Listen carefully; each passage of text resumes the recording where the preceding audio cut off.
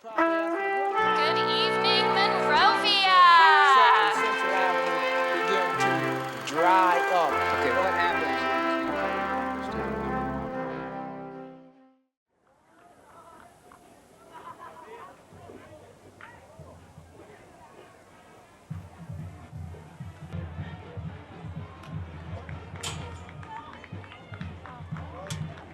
Approaching the Wildcat stands the Monrovia High School Paul flag. Followed by the Wildcat marching band.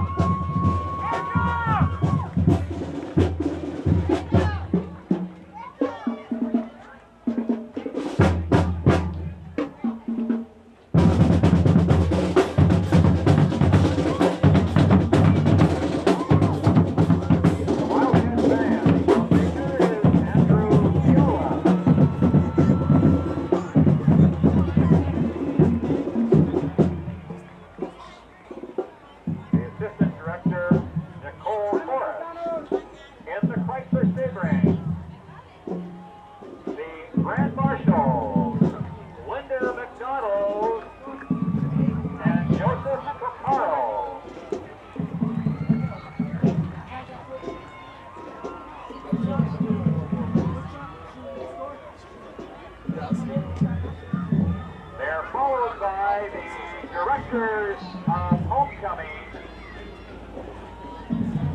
Betty Donovanik, but we're about one car off. It's the BSU Sweethearts. That's Alicia Gordon and Ivan Weber.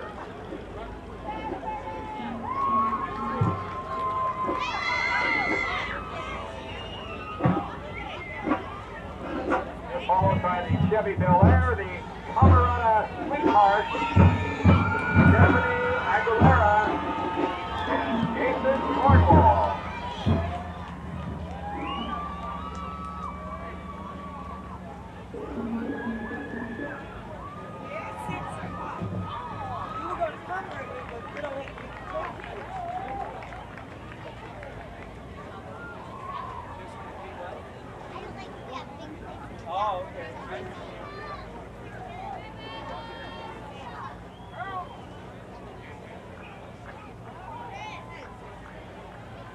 The Nissan 240 is French Club.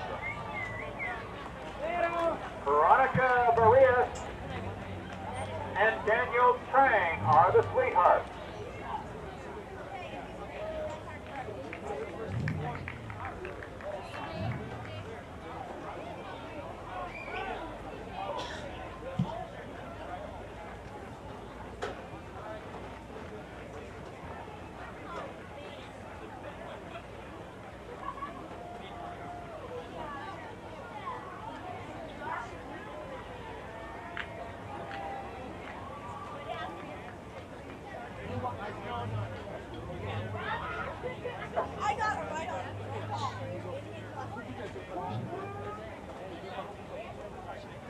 In the Ford Mustang, the future business leaders of America.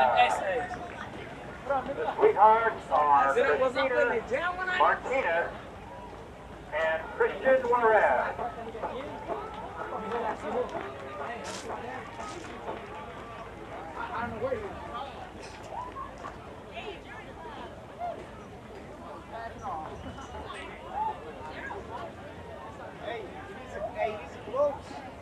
Go shoot some stuff.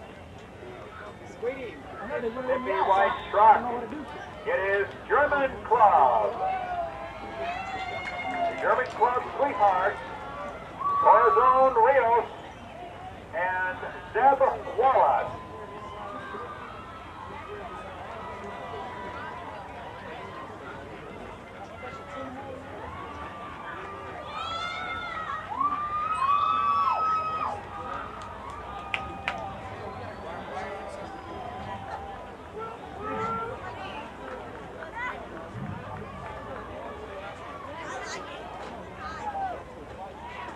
Next we have Interact. The Sweethearts. Amanda Listen and Ryan McDonald.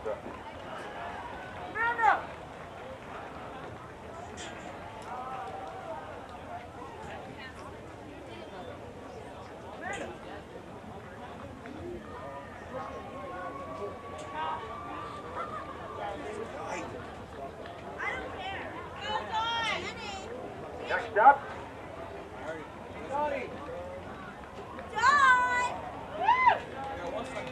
International Thespian Society. And the Sweethearts, Don Verso and Michael Rodagero.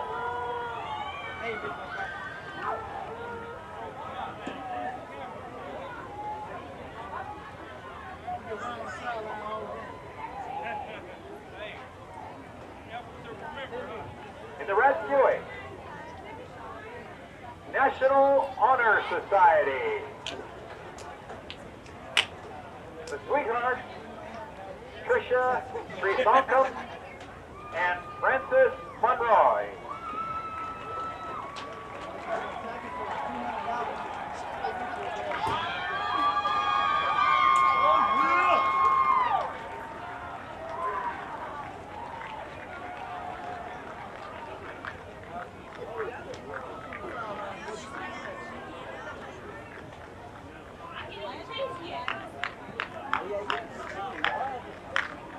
In the Dodge Sebring,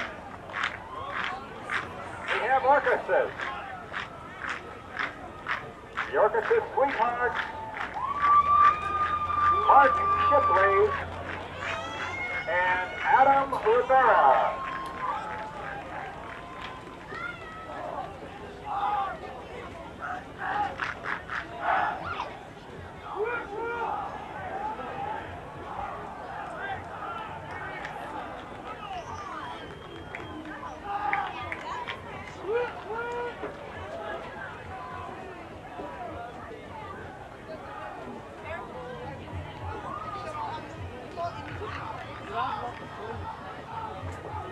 Next we have Spanish Club.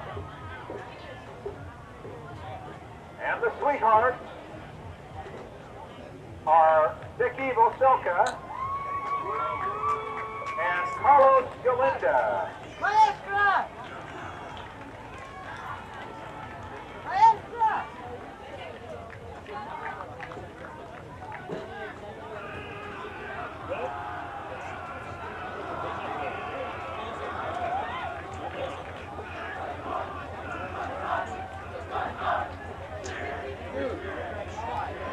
In the Volkswagen, we have TIG, Dustin God, and the Sweethearts, Natasha Smith and Jeremy Keith, waving wildly.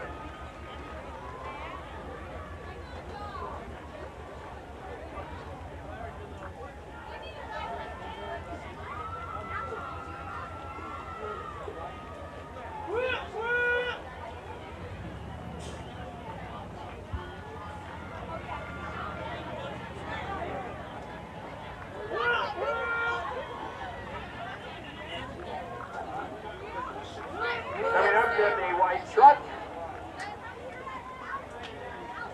we have Unitas. And the Sweethearts are Hilda Cervantes and Boris Rosa. Got our back. Got her back.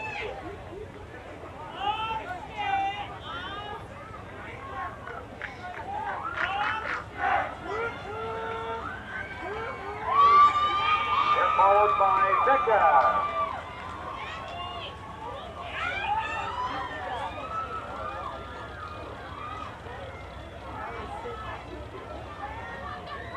The Vickers Sweethearts are Patty Vargas and Jerry Acosta.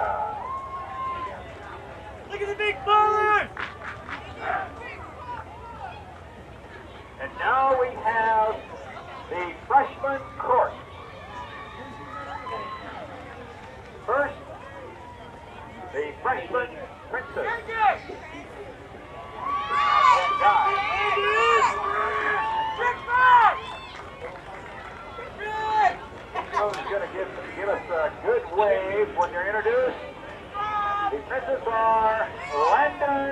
Rodenbach,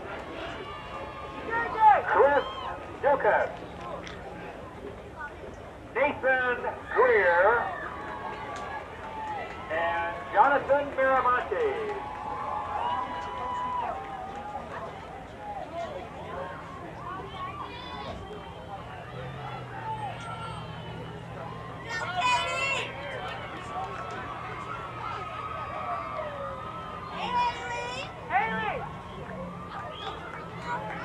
And the freshman princesses.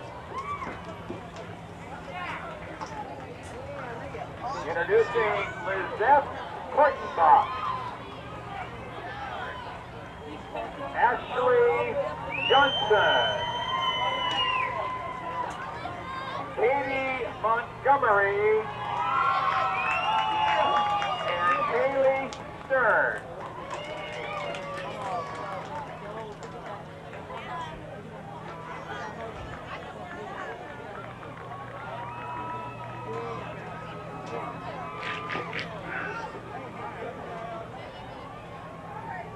The sophomore class. First, the Princes.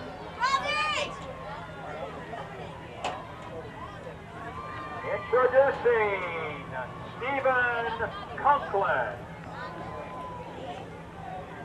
That's Stephen. Dexter De La Rosa. Robert LaPointe. And Sean Ripley.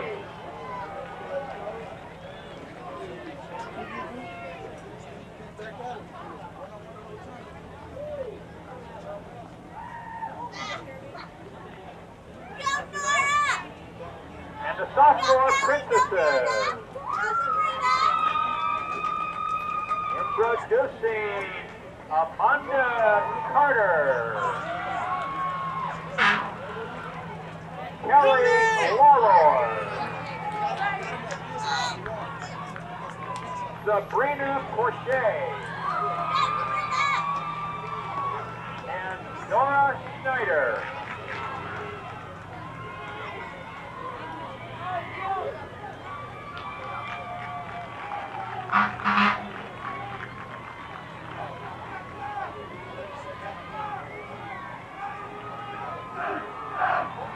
Next we have the junior class course. First, the junior princes. Introducing Karen Carnine, Dale Miller, Cody Roller, and Chris Starbird.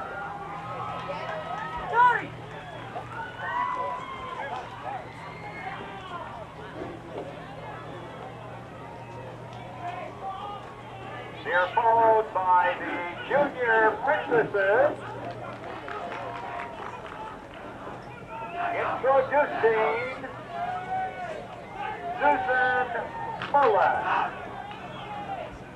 She's giving us a wave right now. Jessica Rodriguez. Naomi Villalba. And Christina Swift.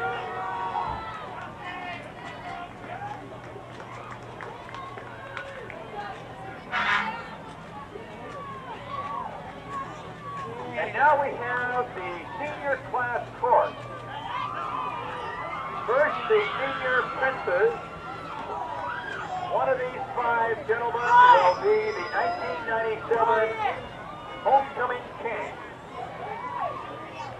Introducing seniors Ryan Cash, Brian Hunt, Zach Jordan, Nathan Parsons, and Jay Soha.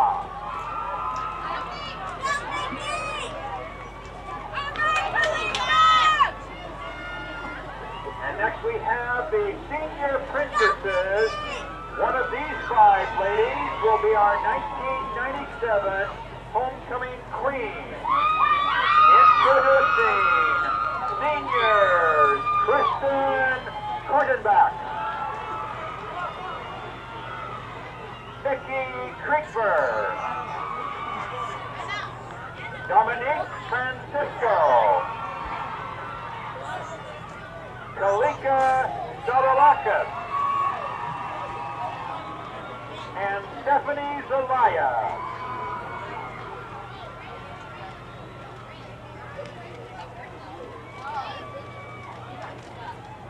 And the directors of homecoming,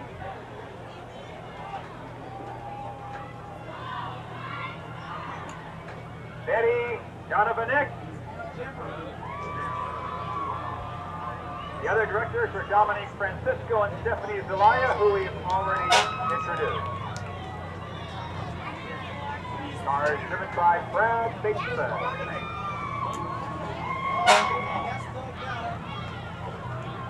Next we have Tea Club,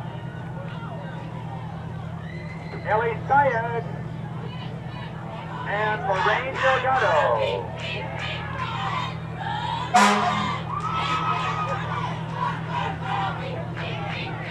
Here's the Monrovia Fire Truck, brings on the Monrovia High Spirit Squad.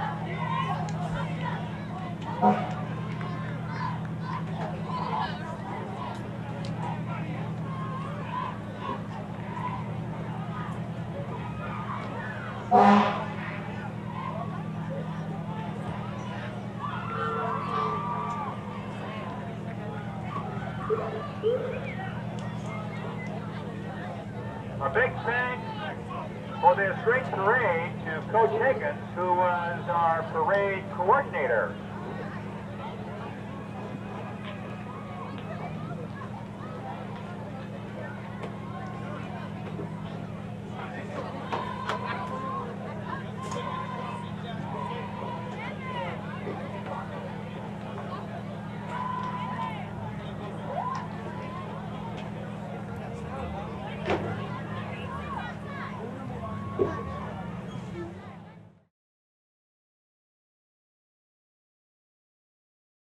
League opener for the Monrovia Wildcats here in Rio Honda League, taking on the South Pasadena Tigers. It's a clash between two teams that are ranked very high in Division 9. Monrovia coming in here first time ever ranked number 1 in Division 9 or any division they played in the past by CAF, and the South Pasadena Tigers with a record of 4-1, Monrovia 4-0-1, are ranked number 3. Should have quite a ball game here tonight. Well, ladies and gentlemen, my name is Peter Pigskin Hebden, and we are here, of course, along with the rest of the Century Cable TV crew, bringing you once again exciting Green Man action from the Big M, nestled in the foothills, Monrovia. And we welcome here tonight a new face and voice in the booth tonight, Kiki Esparza. And Kiki, should have a very fun football game here tonight. Beautiful night for it, a little warm, nice and clear here in the San Gabriel Valley. And I look for a smash mouth football game here tonight. Two talented teams, two good records, and of course, this is a, you can't afford to lose more than one game in the Rio Honda League. It's so tight and tough. An immediate test for both these schools because these are talented squads on both sides. Not to mention that tonight at Monrovia High School we're having homecoming, so we got a lot of people from the area coming in to check out their new high school team. And looks like a good crowd we have tonight. We have people from the past and from the future. Yep. Looking at a few studs we're checking out on the roster. Tonight we got Mike Ainsworth. Mike Ainsworth has been a terror this year. Kiki, talking with some of the coaches down on the sidelines earlier before the start of here tonight's game. This kid is being wooed by everybody, and I mean everybody in the Pac-10, a lot of the Midwestern schools, Nebraska, some of the Big Ten schools. He can basically write his own ticket, and he's had some exciting football games this year. Last week against Gar High School, Monrovia was a winner last week, 41-13 at Gar down here in Cerritos, right near the CIF offices, I may add. He had a return for a kickoff and a interception return for a touchdown, and that is a third game out of 5 that he has had a return for either a punter, kickoff, and an interception in one game. We saw it earlier in the season. You weren't with us first week of the season here in the home opener against South El Monte, which he did that. And the guy, schools are punting away from him. They're afraid to punt it to him because they know what kind of a terror he is. The guy's got size. The guy's got speed. The guy's got everything. Sounds like it to me. And maybe South Pasadena can learn from what past teams have not learned. Is kicking to him. South Pass is a school that is more of a finesse team than anything else. They've got a lot of guys, some height, but not a lot of size. They're definitely outsized by the Monrovia Wildcats. I look for the Wildcats to win it. In my opinion, I think it'll be a little bit of a struggle here for them here and there. But I look for a game, I'm just guessing here, probably 34-20, 35-21, 37-23, something like that. South Pass should hang on them for a while and maybe run out of gas sometime in the second half, but we'll see. We got Monrovia Wildcats defending here in the first quarter, defending the north goal, moving to the south. South Pasadena will be kicking off. Deep, of course, for the Monrovia Wildcats will be here. Let's see, numbers 2 and looks like number 6. 16. We got Daryl Fisher and also number 16. Well, we don't have a name on South him. Pass is an onside kick. By Onside Ian kick. Bubano. That is strange to start a game, but that's the way it goes. That's very odd to start a game. The Monrovia Wildcats will have it first and 10 at their own 45-yard line. Just kind of fallen on there by number 80, Henry Cusimano, and it'll be first and 10. Monrovia Wildcats have had a lot of success on the ground. They're about 2/3 running, 1/3 passing, roughly. More throwing than they have been in many seasons past. That aspect of their game has grown to a certain degree, but they are primarily a pound it on the ground and throw when we can type of squad. But we'll see a lot of action for everybody, balanced out a little bit in all ways of the football game here tonight. All right, first down and 10 yards to go. Backfield is split wide. They flip a screen. It's complete to Ainsworth. He wants to do something on his feet after he makes the grab. Still on his feet. He's got more than enough for a first down. Pushes away the tackler. Finally racked around the ankles and tossed out of bounds there by number 21 for South Pasadena, defensive backfield man Arturo Sandoval. He's a both-ways player. He's a safety, a senior, 6'0", 185. Good speed on that after the catch there, Kiki. You gotta love when Monrovia comes out and does. They get Ainsworth with a shorter guy. They get him on the outside. He takes it about 10-15 yards to use his height as well as speed. They're coming out. It looks like they're gonna go at it again, Pete. Indeed, they got It's the open ball once here. again. Got the ball at the 30-yard line, about a gain of 23, and dragging down, trying to bring down Akil Harris. Eludes the first tackler and doesn't get past the second wave, and he gets flattened there by, let's see here, numbers 55 and 8. 55, Robert Yancey. 8 is Bobby Katuzian, an Armenian there on the squad for South Pass. And he carves out about a good solid 6-yard. Akil Harris, a good money back. That guy's very reliable. He'll get you 5-6 yards there. Just a bulldozer of a runner. He does a good job. Not a glamorous type runner, but he gets the job done every time he touches that football. All right, 2nd and 4. Taking the snaps, of course, is Daryl Moore in at quarterback. Drops back and looks. For Ainsworth. He is. He's into a little bit of traffic, and it's complete across the middle. Nice catch, and he's hit right away. Summerall. And Summerall makes a very nice catch there. He got knocked into right away there by the defensive backfield man. Looks like number 13, Tim Edmiston. But it looks like they got enough for a first down. Gain of about 5. They, I believe, are inside they're inside the 20. So Monrovia on the march here. First possession. Look out. Scoreless tie, of course. We are here early in the first quarter. They come with a single back set weak. 3 receivers are in. Moore rolls to his right, looking, tosses it. Oh, just maybe a little too high. Hits him in the hands, though. Incomplete. It was intended there for Huerta, and Huerta might have taken off a little bit before the ball got to him. Maybe just a little bit of anticipation there. If you're Daryl Moore, you kind of get a little giddy out there when you see someone like Ainsworth out there wide open on a shorter defensive back. You know, you got to play it honest. You got to get Huerta and also Summerall in the game. So I like what Monrovia is doing right now.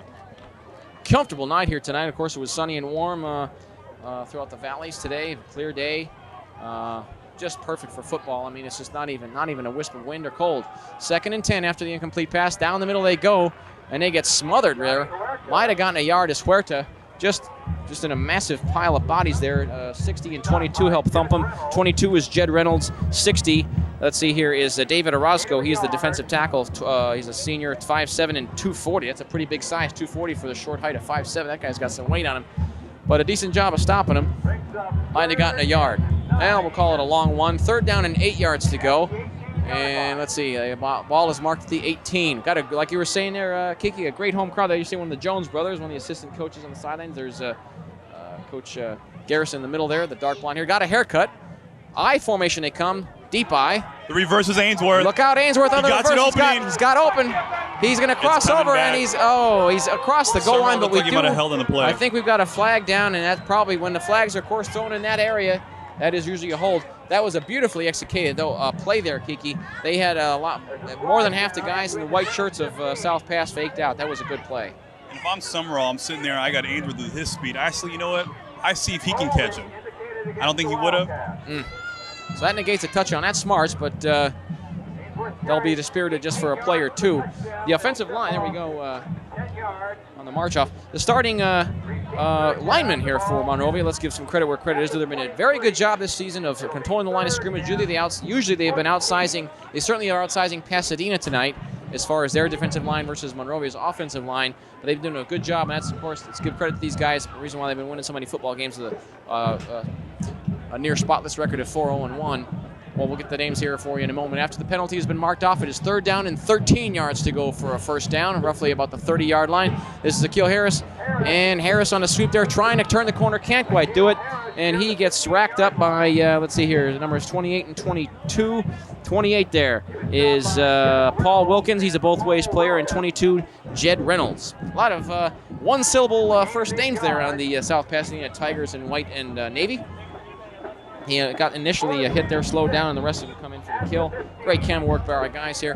4th and 6, they'll probably be in field goal formation, but the starters on offensive line, the guards include Michael Brunston and... I like what Monrovia is doing tonight. They're coming out 4th and 6. This is a gutsy move by the coach. Yeah, it Because is. you got a hometown team going on there. A lot of emotion coming out there. You know what? He got it. Alfred Daryl Moore, great out. call. He keeps it He on the keeper rumbles there, for the first fakes down. the give, and he rolls out to the left. More than enough for a first down, kind of shoved out of bounds there. Nice job. And they've been doing a lot of faking and moving. The tackler on the play was number 13, Tin Edmiston. Edmiston makes a stop. Michael Brunson is the guard. Center is Brian Dixon. Rhett Butler is the left tackle. Right tackle Jerry Hemingway is a both-ways player. There goes Moore. Nice run there. Guy's got some speed. Wasn't able to turn it on a full blast, though. But he gets the first down, and that's the key. It's a 1st and goal to go situation. They're at the 4-yard line. This is what Monrovia does so well with the run. I really admire Garrison for coming out going for the 4th and 6. On that call like that, the home team behind you, home crowd. It's early. It's You might as well. I mean, if you get a field goal, that's great. But if you mess up and don't get it, it's not that big of a deal. Still early and it's scoreless. This is Akil Harris. He just gets racked up there. He got a good head of steam going. He just got thrown back. A thrashing tackle there. Figueroa on the stop, and a couple others there. And he might have gotten back to the original line of scrimmage, if that. Might have lost about half a yard, but not for lack of effort. Good job by the defensive squad there for the South Pasadena Tigers. They've been in a lot of football games this year. They're 4-1 coming in. They only lost one game to Crescentia Valley, which is probably a more experienced team than they were, and outsized them somewhat. But they've done an excellent job themselves on turnovers in their favor. They had 15 in their favor and 4 against them. That's an excellent ratio, plus 11. They come a split backfield. Moore is in trouble. Oh, man, he is rocked and socked there on the sack behind the line of scrimmage. Man, he went down, and with a thud, and bashing him to the ground was Carlos Mendoza. He was not picked up. He just got through there and wreaked some havoc. And a sack at a very key time because down close they push him back, and that is so important. So Monrovia is able to, let's see if they're able to bounce back from this. They bounce back from the penalty, going for on fourth and not short there, Kiki. This is a school that, this is a squad that they come back from adversity, and we'll see if they can do it again. Gutsy playing, though, tonight. I'm looking right now with Daryl Moore. You see Ainsworth on the outside. I'm looking for maybe a fade pattern right here. It's open. Oh, he's going with the option. Pitch. Pitch is to Akil Harris. It's He's there. got it. He gets tripped up a little bit, not quite in the end zone. He's probably about to the 2, and he gets clocked there by the small guy, number 6, defensive backfield man, Joseph Chan. He's a senior, 5'6", only 150. He's kind of light. That was Akil Harris. There you see it on the pitch there. Of course, as long as the ball is going in backward in motion, it's legal. Actually, number 22 made the initial hit there. 6, Joseph Chan was involved there, but the first guy to knock into him was Jed Reynolds. Hit and knocked him down. But Akil Harris was lined up very deep on that formation. It was a real deep setback for a single back set. It's interesting to see. It was about 8 yards behind the line of scrimmage. That's pretty far back. This is All an right, interesting play call 4th right and here. goal from the 2, and let's see here. They've got back split wide. And I can't even see this, so I have to look at the screen. To the end zone goes Harris on the off tackle left. He's in for a touchdown on 4th and goal from the 2. The Monrovia Wildcats are up 6-0 here with 6 minutes and 12 seconds remaining in the first quarter. First to strike, first time that they touch the football. Touchdown, Akil Harris, and that's from 2 yards out. nice gutsy play calling, and yeah, that shows a lot of faith in your offense there, Kiki. It shows a lot of faith. These guys, they know they got some talent. South Pasadena is a talented squad too. You can't take that away from them. But they're challenging, putting the pressure on them, doing a good job, and they come through in the clutch on a couple fourth down plays and come back from penalties. Good squad there on offense, and they've shown it why they're ranked number 1 in Division 9.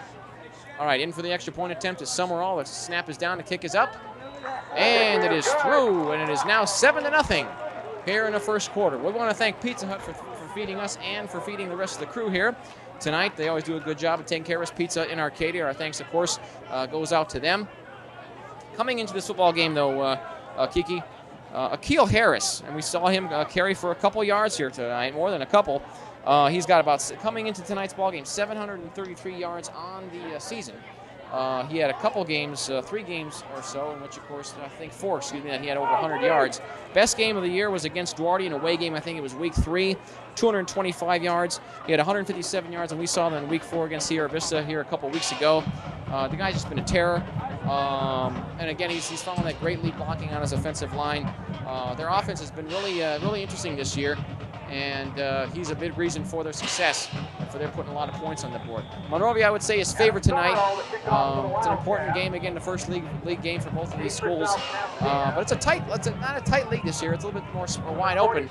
Usually Temple City and Temple City and San Marino dominate it. And while they should be in the thick of things, between these two schools as well, should spell out the rest of the talent of the upper echelon in this league. Here on the return is number 44 for South Pass, still on his feet after running into a couple guys, and he's finally, doesn't even go down, just kind of chased out of bounds in a lot of traffic there as a return man, Antius Wharton. Nice return. Took that all the way from basically the goal line and made a good return, a lot of heavy traffic there, Kiki. Good special teams play. That's the way you're taught it, Pete. Keep your legs moving. You don't know what's going to happen. And he had to kind of drift back for that one. There's some good blocking there. They took finally converging on the tackle. It took 3 guys to finally shove him out of bounds. Looked like let's see here. I'm not sure exactly. It looked like Jamal Bourne was involved in that play. But they took out on the play there Brendan Marquez. And, looked like I got a good shot at him, and he was kind of thrown back on the block. But that's all right. They made a decent stop anyway. First down and 10 yards to go. South Pass Tiger football, let's see, around their own 27-yard line. They come out of the wing set. They pitch it to the right side. They run into trouble. Not much there. Probably lost some yardage. And Monrovia's number 9 and 65 converge on the smash-up tackle there. 9 for Monrovia is Johnny Huerta. And let's see, 65, Luke Swan, the graceful one. Nice play. On defense, they push him back for a 4-yard loss. So South Pass being pushed back, and they'll be looking at 2nd down and 14 yards to go. Ball's around the 20, I'm judging with the 23-yard line. 2nd and 14. They send 2 receivers far to the left and a split backfield. Here they go. No receivers to the right. They always keep a tight end and a halfback. That's typical of their offense. Backs are set strong. Looking to go down the middle. They do. Oh, right down the middle. It's intercepted. Monrovia. Oh, bobbles the football after a hard tackle right in the middle, and the ball is free. Maybe South Pasadena got it back. I think Monrovia gets it back. Nice interception there.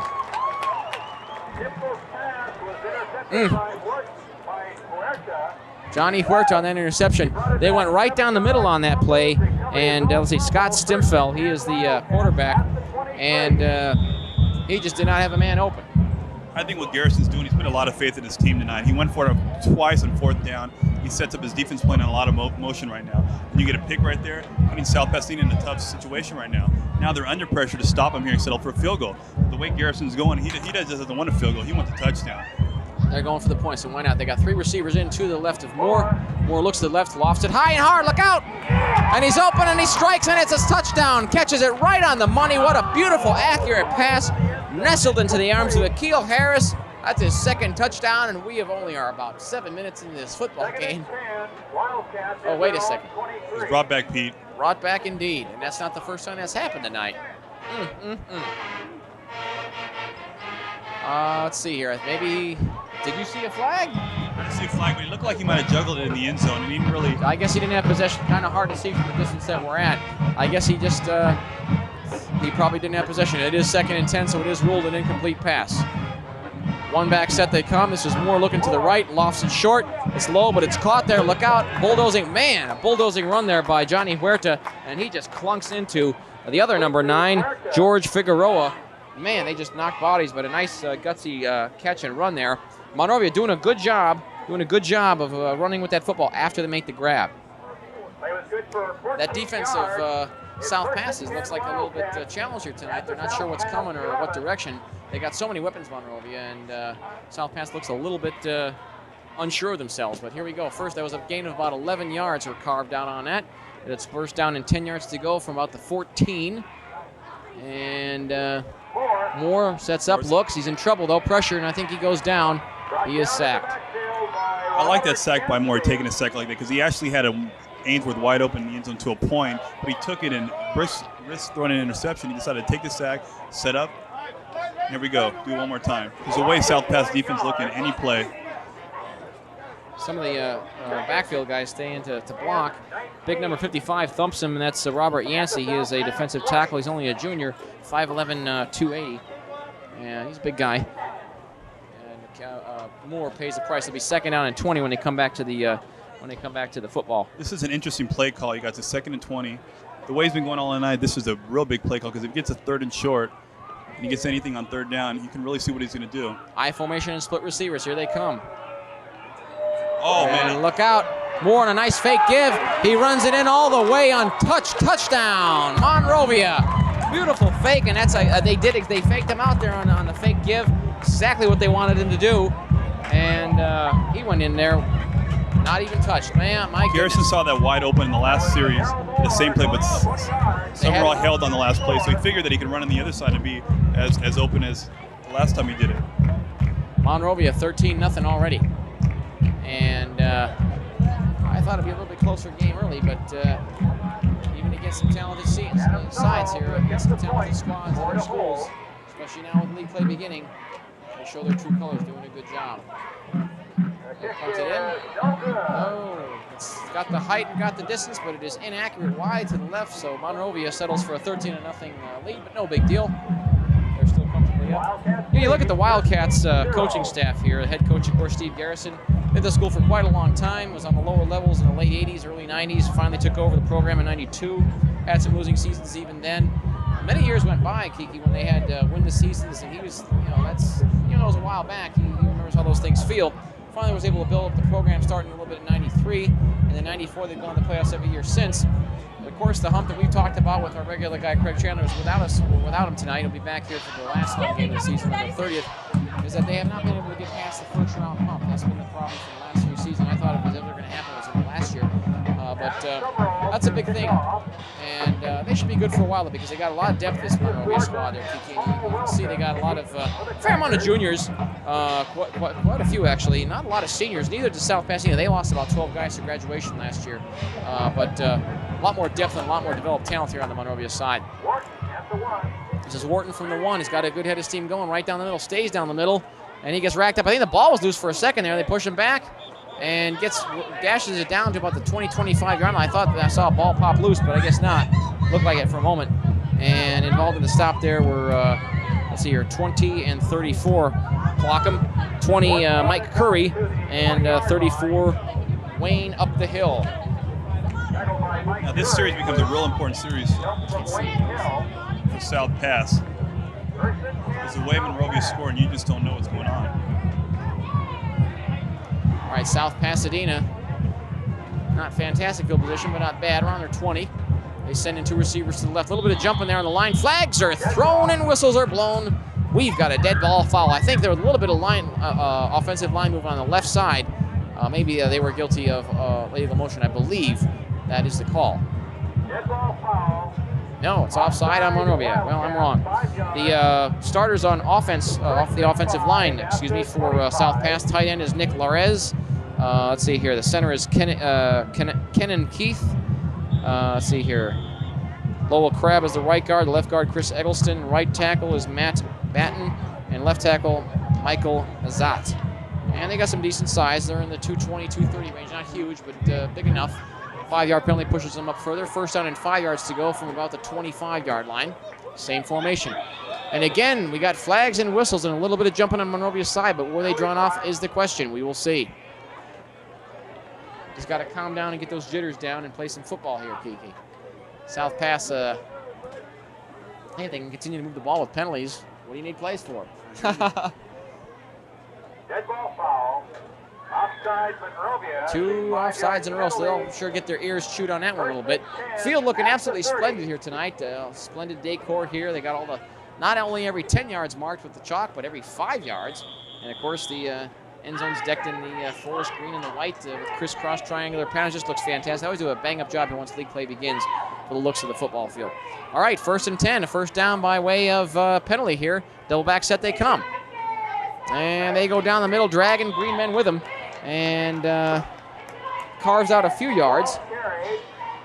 Tackled by Jerry Hemingway. Hemingway writes a good tackle on that one as they push forward for about 6 yards there, carved out. Nice job. Dashed there by number 22, I believe, let's see here, Jed Reynolds, 180 pounds.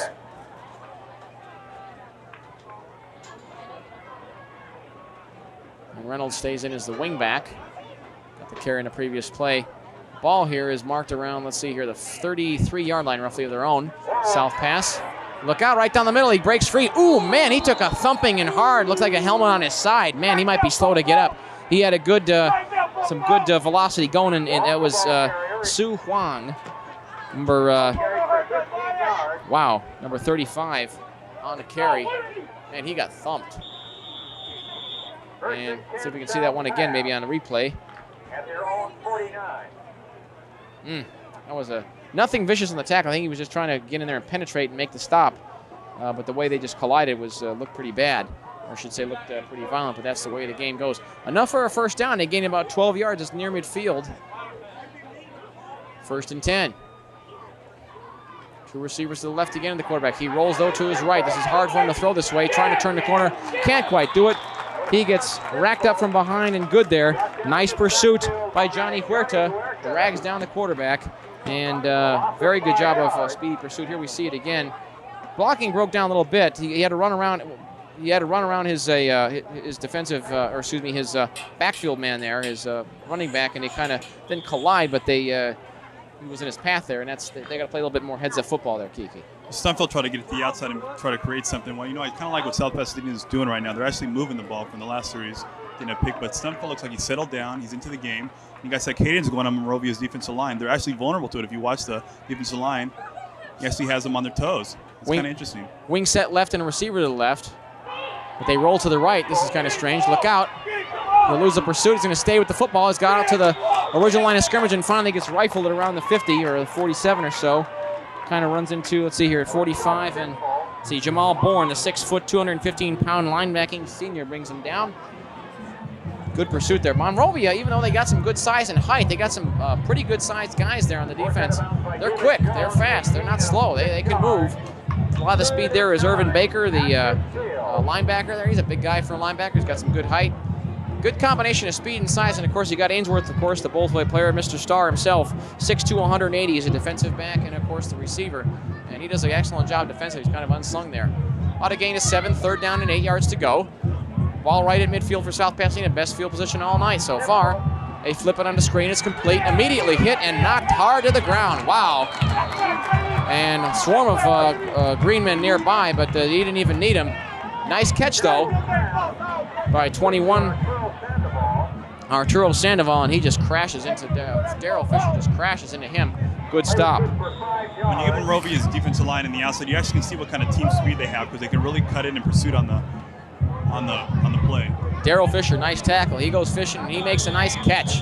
That forces 4th down, and we'll probably see the first punts of the night because the field possession is only at the 45 of Monrovia's for South Pass. So they do bring in a punting squad, and they'll send Ainsworth back, and I'm sure that this is not going to be unusual. You will see South Pasadena punting away from the ever-dangerous and fleet-footed Mike Ainsworth. He lines up only around his 20. Monrovia, I think somebody called a timeout. Maybe we got a small team. I'm sorry, that's the end of the first quarter. That went by quick there, Kiki. That was a 20-minute first quarter. It's kind of funny the way South Pasadena was moving the ball, going right up the middle, and they decided to go outside, which to me looks like Monrovia's strength because they can use their team speed.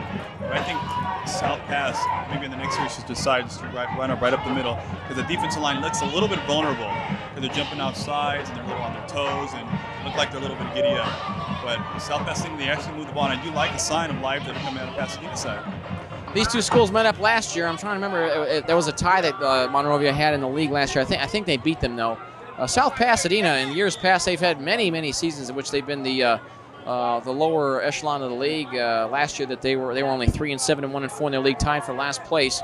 So they've had some dry years in the past, and they're looking to improve with the good record here. But they're in trouble in this game, first league game. Bobbled punt there, or bobbled snap, a low snap. They punted away, right smack dab in Ainsworth arms. Look out! Nice tackle though. He only was able to return it for about 4 or 5 yards though. Good defensive play there. 22 and 6 converged. 22 is Jed Reynolds, and 6 is let's see here, Joseph Chan. And they got down there quick. The punt there. Number 13 was the main perpetrator in the play. My mistake. Tim Edmiston. I stopped there. Those other guys were swarming nearby, but the punter had a little bit of a hard time handling that football because it was a low snap, but he does a good job of getting it punted away. It's about a good 40-yard kick and a return of about 5. I think South passed better weight. Don't kick that again to Ainsworth. You're kind of playing with them right there. That's a risk you take. Split backfield wide. 1st and 10 from their own 18, Monrovia. This is Moore. Immediately he goes to the air on the screen. Look out. And Summerall, convergent, Moore to Summerall, and 6 and 36 converge on the stop there. 6 is, once again, Joseph Chan. 36 is Carlos Mendoza. Edmiston as well on the stop. Good job of committee pursuit there. Carved out to 6 yards, though. And let's see, it'll be 2nd down, 4 yards to go for the men in green from their own 24-yard line. So they're working with their worst field position tonight, but it gives them a chance to build a long drive. Why not? A little bit of misdirection and confusion in the backfield, and down goes Moore. 2nd time he's sacked tonight. Wasn't sure where he wanted to go, maybe, or somebody maybe missed exactly what the play was.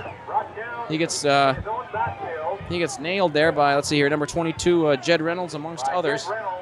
But Pete, if you notice, Mendoza was right around the play. For some reason, he has a knack for the ball. Also on Joseph Chan on the stop as well. A little bit of breakdown in the blocking there, but doesn't happen too often, but happens there. Push back for 5 yards. It'll be 3rd down and 9 yards to go from the 19. A little bit slow out of the huddle, but they split it out here. 4 wide receivers. They got Ainsworth on a linebacker. 4 wide receivers. He stays in to throw. Look out. Puts it down the middle. A little bit of movement and a little bit of contact there between the receiver and the defensive backfield man. It was intended there for Akeel Harris. And Chan on the coverage. Looked like there was a little bit of bumping and touching there, but maybe it was incidental contact. No flag is thrown. There we see it again. Alfred has a little time, stays in the pocket nicely. A little bit of a wobbly pass, but maybe it was a little bit short too. Execution just a little bit off, but they'll be punting first time here tonight. But Monrovia again up 13-0 here early in the 2nd quarter. Plenty more chances to come, so don't sweat it. Michael Brunston, one of the most enormous punters you will ever see. 6'1" and 225 pounds. That's a fun thing about high school ball. You'll see those linemen get in their punt. That's always neat to see a big bruising punter. You gotta love it when the guy goes back to punt wearing number 51. All you throwbacks from the day. Yeah, and he's big and stocky. I like that. Nice height to the punt. Not a lot of depth, but very good height. Oh, but it's going to take a Monrovia bounce and makes up for the medium length punt. No return. Nice job down there by special teams man number 15, Bryce Moore. Daryl Fisher on the play as well. Daryl Fisher down there indeed. That was a nice kick. Let's see, they went from their own 19. Let's see here, 30, 31, 41.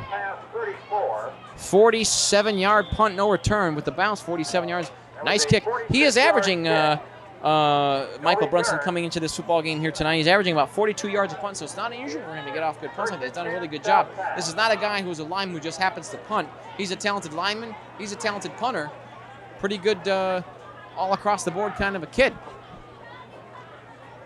We got a lot of guys that used to play at Monrovia that are at some of the area junior colleges now. Let's see here. Of course, Mike Smith, the booming kicker. Mike Scott, excuse me. He's at Mount Sac, as is Glenn Harris and Mike Waters. Those guys all are at Mount Sac right now. And Citrus College, struggling a little bit, but playing some competitive football. Calvin Alford and Larry Lacer at Citrus. They're playing tomorrow night on the 18th. Won't get a chance to see that one, but hopefully we'll be out there for the 25th game. But they're doing as well as they can in the Foothill Conference, which is a tough conference with all the talent in there, with Chaffey being one of the highly ranked schools. All right, split backfields, receivers 2 to the left of the quarterback. They pitch it to the dip. Backfield man, look out. Got some room to run. First tackler misses him. Oh, man. Ainsworth just plows into him, but he doesn't go back. He had Ainsworth really just plowed into him, but he was able to keep his balance there. Nice run there by Antius Wharton. Wharton, a senior, 5'5" and only 170 pounds. He gives a little bit of weight and height there to Ainsworth, but he's able to keep his balance. Very good balance, a nice run there for about 4 yards. It was all hard earned. I'm really questioning the play calling for South Pass because you can see they're running east and west. I think they're playing into Monrovia's game plan. A little bit. Monrovia, again, good team pursuit there on defense. They always good at that. Two receiver this time to the right. A little bit of jumping there. They got one of the receivers moved and they didn't flag it. They go right down the middle. Look out. Ooh, man, a rumbling, bumbling rumble of a run there, and he just kind of gets clocked around the collar. Nice Sue dash. Wang's an impressive fullback. Yeah, he is. 13, there he goes, just rumbling downfield. Nice play in Sue Huang. And, man, he is like a freight train. He got thumped there by Jamal Warren. There was movement on the play. It just was not called. Even if you're a wide receiver, it doesn't matter. You're not able to jump like an offensive lineman. You're not able to make a. I mean, you can move a little bit if you're just getting set, which is a normal movement. But there was offensive motion on that play. It was not called. They got a wing set to the right, one receiver to the right, split backfield here. 5 men in the line for Monrovia. It's 1st and 10. Look out. They go skyward. It's incomplete. Down the middle. It was intended there. Intended for number 23, Nick Larez, off target. Nick is the tight end. I think South Pass has seen the opening up down the middle. It's kind of a donut hole sitting in there. With Monrovia's outside speed, I think you're playing in the hands when you're going east and west. I think if South Pass drives right up the middle, they can do a little bit of damage on this series. Yeah, they can. And they have a decent field position. They just got to calm down and move the football as well as they can. They have had a good passing game up to this point this season. They complete the high percentage passes, the short stuff, the medium stuff. They don't go deep that often, but again, they're up against a good, tough defense from Monroe, only giving up about 200 yards a game total. That's some talent. Look out, he keeps it there. I don't know if it's a plan play for sure. He dashes it down for a few. Scott Stimfel, he is a senior, 6'1", 195 pounds, crashes his way through. It's going to be close. You're going to have to mark it. Huerta on the stop there. Huerta destroys him. And they will move the sticks. Got more than enough for a first down on the march here to South Pasadena. We have 8.5 minutes remaining in the first half. It is quick-moving first half. Monrovia up 13-0. But South Pasadena, it's been their best threat all night. 1st and 10 at the 36 of the Wildcats. So look out. Men in white shirts and navy pants on the march. Split backfield. Split wing set right. Here they go. Backfield set strong. A little bit of time. Stimfel now in trouble, and he goes down. Only loses a few, but he gets swing your part. And he do tackle there by number 45. Jamal Bourne, 6 foot, all 6 foot, 215 pounds of him. Nice job. He didn't feel Jamal at all. Jamal came right up the middle. Yeah, he did come up the middle. He was unmarked. He wreaks havoc back there. He tried to set up and throw, just didn't have the time. And Bourne was in his face. Nice play.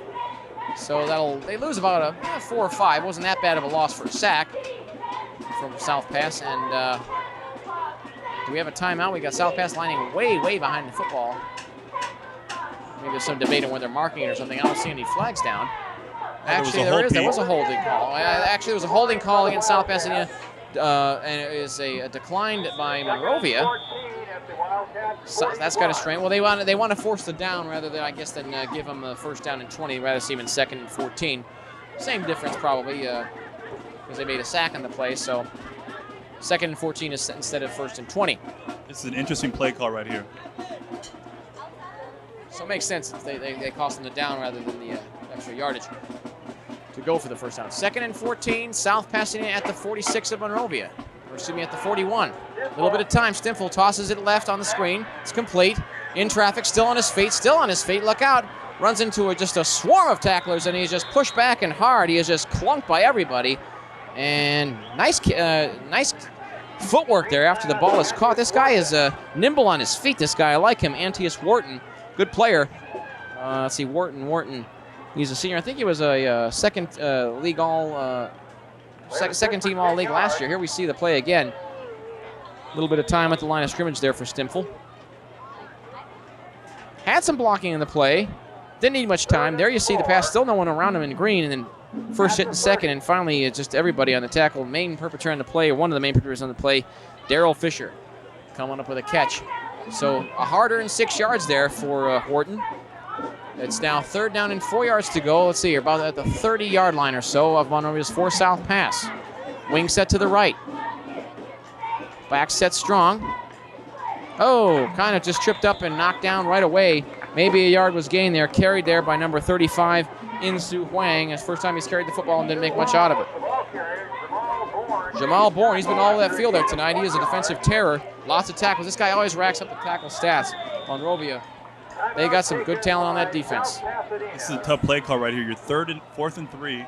You're too far actually to punt, and you're too close to kick too far to kick a field goal and too close to punt. Yeah, you see that a lot where they'll go for it on 4th down. It's not unusual, usually in the area from about the 30 to 38, 36 yard line, somewhere in there. There you see Garrison going to talk to the troops. But yeah, that's common and that's understandable. They said they talked to Garrison there, the class guy that he is. They had a good week of practice. He says the guys are really concentrated, really up for their first league game of the year. They really don't have too many injuries right now. Out for the season has been Derek Whitman. He's been out basically all year. I think a broken collarbone. He looks kind of dejected. I've seen him last couple times we were out for the earlier home games this season. And that kind of stinks. You're a senior, you want to play, and you miss the whole season because of a serious injury. And the collarbone is a painful, serious injury. He had a lot of clutch catches. Of course, you weren't with us last year there, Kiki, but he had a lot of good clutch catches last year, Whitman, across the middle type of throws, and just a real gutsy receiver, and he's just not able to play his senior year. It's kind of a disappointment for him, but he's basically the only guy that's out because of some injury there. And we also got Mike James is out, I think, to injury, and we got Ron Gavan out for disciplinary reasons, but he'll be back hopefully next week. 4th down and 3 yards to go, and going for it, formation. Wing set to the right, look out. Stinfel lofts it high and deep. Look out, he's got a guy open. There was some contact. The ball falls free, incomplete, no flag, and they will lose the ball on down. So the drive falls short, and kind of a semi-strange call there on 4th and 3. I guess they probably expected Monrovia that would go for it short. It was intended there for number 28 there. Paul Wilkins, very tight coverage. Nice job. You had Fisher back there and others. Fisher kind of throws the ball back to the referees. And I guess they thought they were going to try to fake him out. They thought they were going to go for a short, and they go for a little bit long, but it falls incomplete, harmlessly here from Monrovia. It was a nice drive with South Pasadena. They moved the ball upfield. They give their team a little bit of confidence. Yeah, in the next half, it's a good and motivational. Best drive of the night. And so it's taking it over on downs here with 5:53 to go in the first half. And again, we want to thank Pizza Hut for all the delicious pizza and food I'll be taking home tonight and having late after this game when I get home. Harris on the off tackle, just about everybody in the South Pasadena defensive line on that stop. Just a massive pile of varsity high school playing football humanity as it unpiles. Numbers 9 and 55 involved in the stop. 9, George Figueroa. 55, Robert Yancey. Also Reynolds. Very hard-earned 1 yard there for Akil Harris. He took a thumping and good there. We see one of the defensive players getting a breather. Clock is ticking, 13-0 Monrovia. Coming back here for more. They send, let's see here, Summerall and Ainsworth to the left, no one to the right. Double back set weak. Moore tries to set up, a little bit of pressure, tosses it down for Ainsworth. Oh man, nice defensive play right down in the middle of the play. Very nice defensive backfield breakup there by Arturo Sandoval. That ball looked like it was on target too. It was going right to Ainsworth. He ran the good route. He didn't do anything wrong. But just a fantastic bang-up, break-up play by Arturo Sandoval. Got in there, nearly had an interception. Here you see it again. Nice replay here. Arturo did everything he could to catch that football, and then Ainsworth kind of played defensive back once. It was almost like that he had the interception and just defended against it, getting the ball in the other guy's arms. Well, his defensive skill came into play when he saw the ball in the air. He actually reacted. It's a good throw, though. It was on target. It was just fantastic defensive play. That's one of the best I've seen this year by anybody. Incomplete, 3rd down and 10. Monrovia run into a little bit of trouble here. Same format. Well, actually, no, they got 4 receivers in, but this is Akil Harris on the pitch. Look out, still on his feet. Eludes everybody. He's only got no one in front of him. He's at the 30, he's at the 20, at the 10. He's going to score. Wow, what a play. On the pitch, Akil Harris. They line up with 4 guys, double receivers on both sides. I thought it was going to be a pass on 3rd and 10. They faked just about everybody on this field out. And what a dash. It was a gallop of about 65 yards. Monrovia, a big play here. There you go. He just runs, basically outruns everybody. Yeah, right there was the last missed tackle there. Made a diving attempt on one of the backfield kids. And just no one even around him. Beautiful run. He just, with his speed, just burst past all the linebacking crew before he was passing before it seemed like they knew what hit him. He had a wide open hole and just hit it hard. And there you see Akil Harris at full gallop. He scores, and that is his 3rd touchdown of the night here.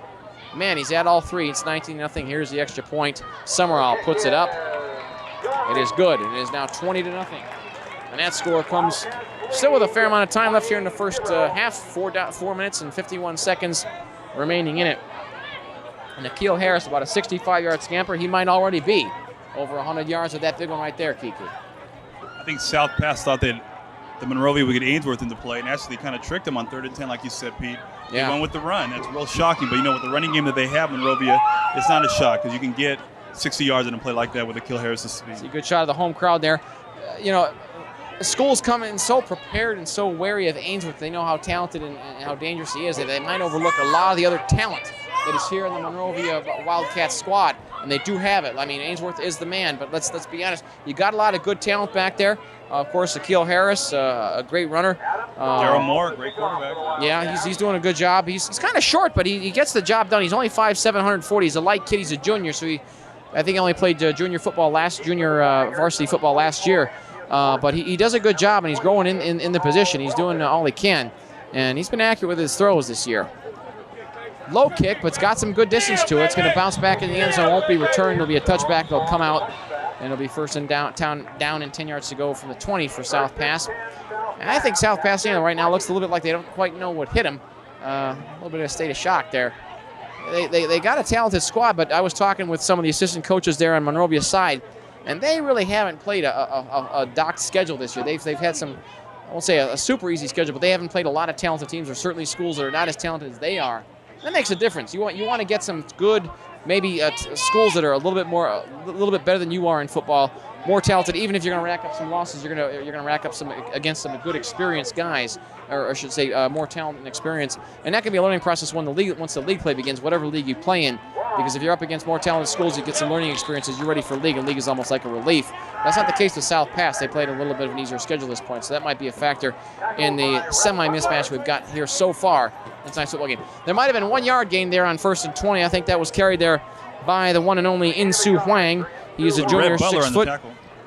Kind of stuffed that out. He read it before it even happened. Yeah, he got in there right away. They didn't fool anybody. Half a yard gain, if that. We'll call it no gain, basically. And South Pass, they send 2 receivers to the left of the quarterback. Monrovia's defense loving this run. They're up tight. This is Wharton in traffic. Look out. Oh, man, he's still on his feet. This guy doesn't take no for an answer. He should be in sales like me. Look at this. Nearly a 10-yard. He's short of the first down, but he gets 9 yards out of it, I'd say. Everyone was on him at the defensive line once he got past him, but they still pursued him, and they just kind of missed a tackle there.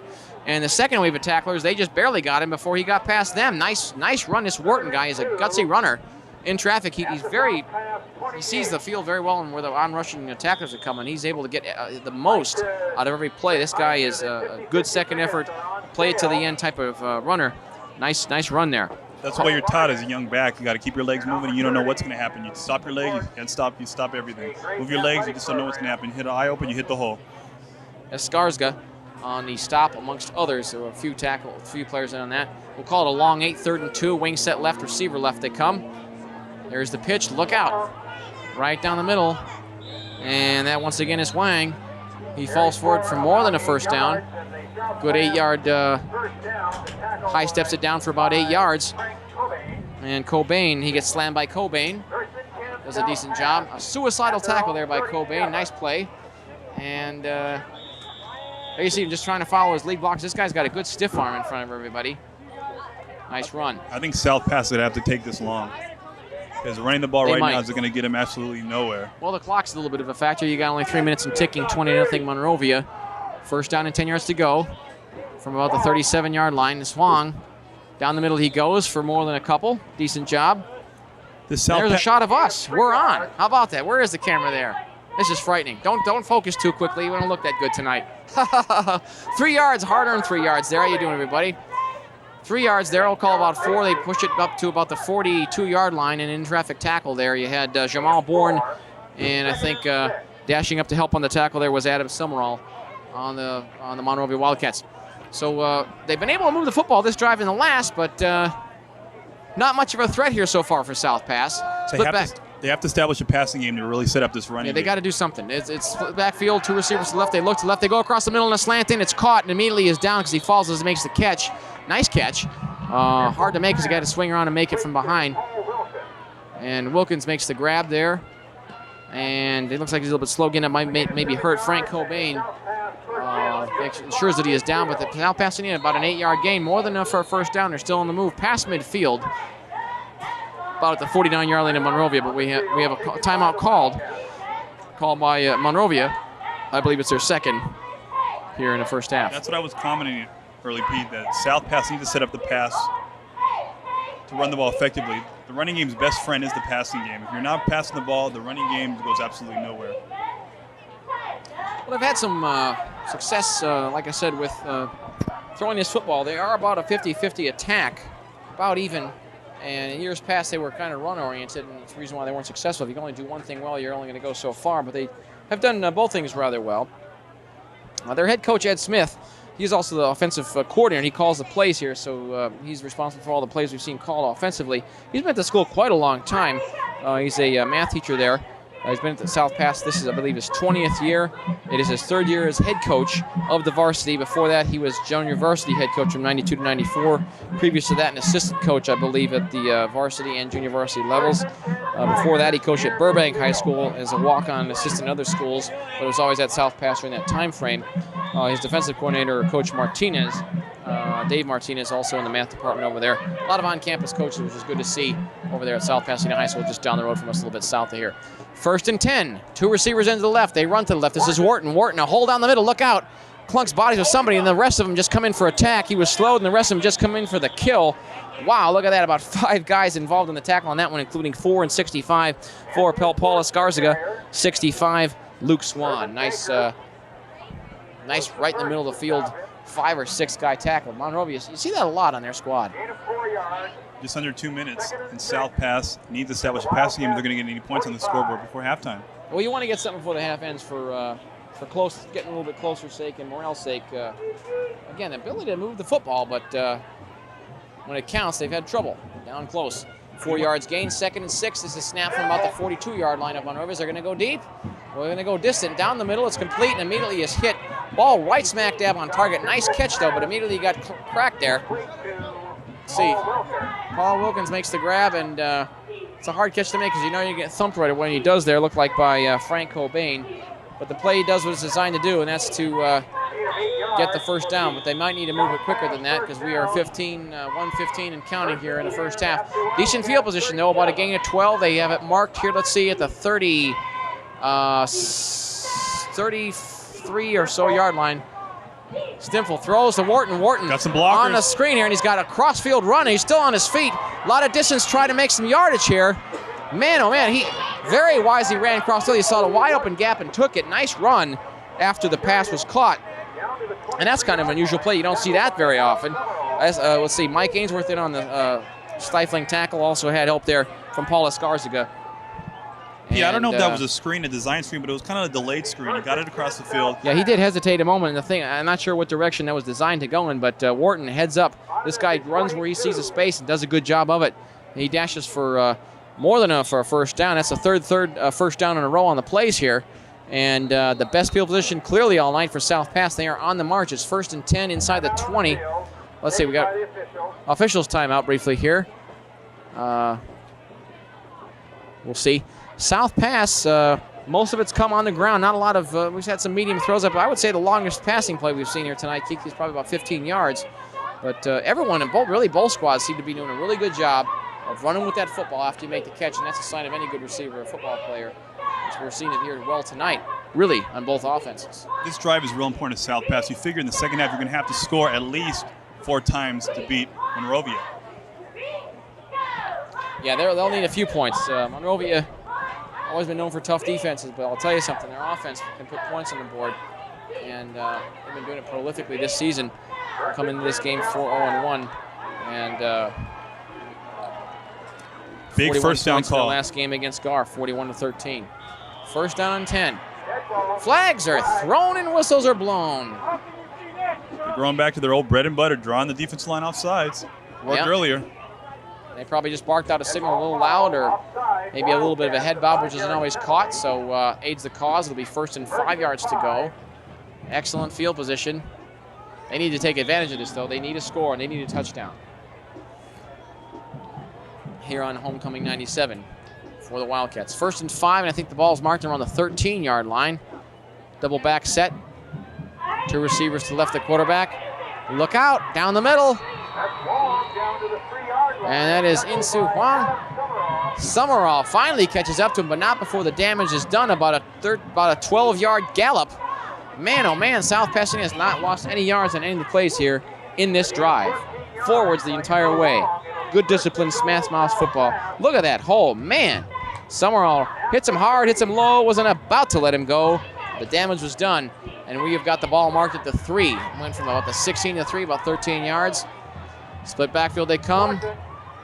And this is Wharton right down the middle. Is he in the end zone? Touchdown! South Pasadena finally puts up 6 on the board. Wharton from 3 yards out. Went straight through, didn't even fall down.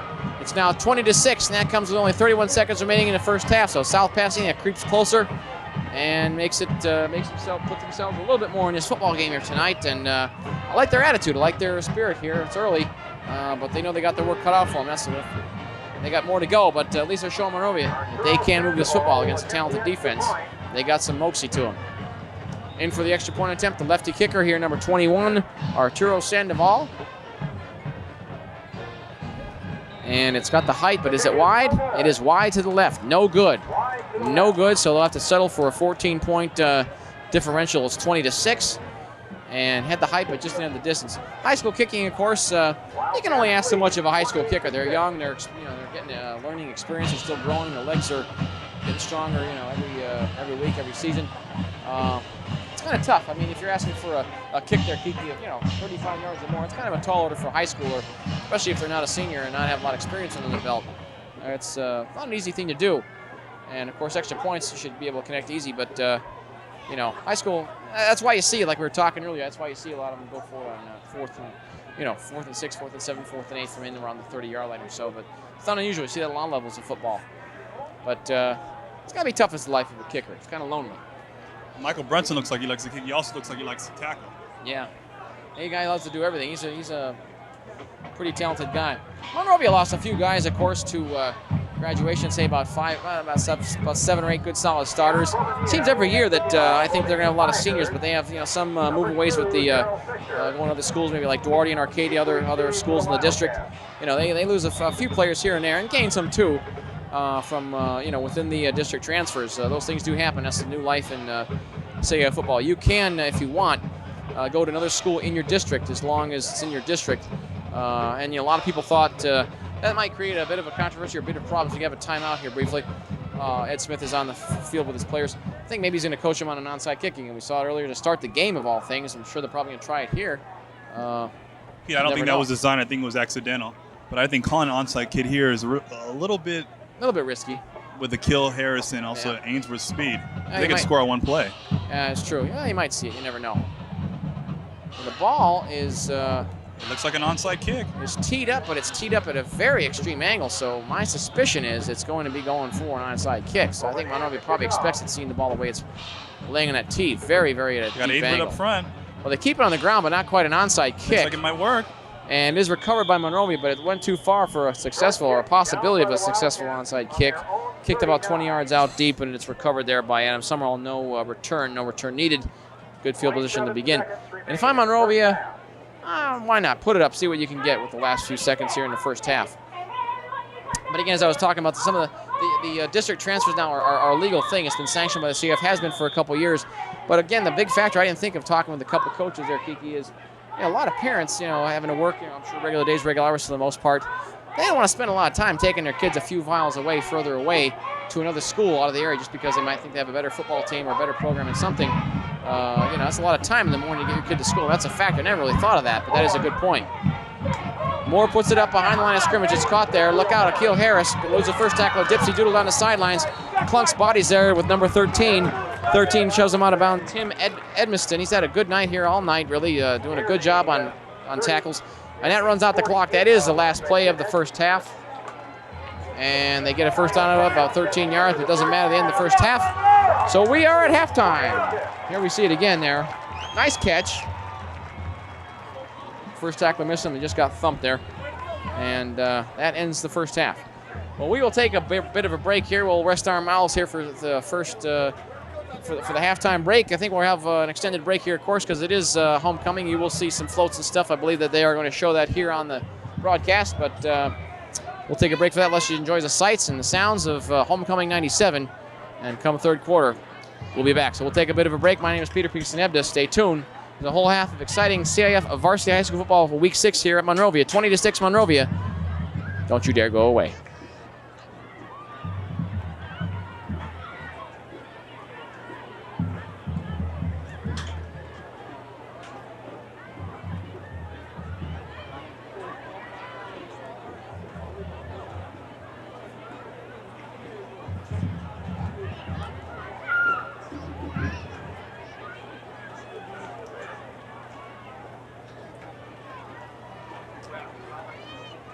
Coming up, the 1997 homecoming halftime ceremony. We want to extend a very special and warm welcome to our Monrovia High School alumni and all Monrovians and our South Pasadena guests present for the 1997 homecoming celebration. We appreciate your attendance and your support here tonight. And at other events sponsored by these two schools throughout this year and years to come.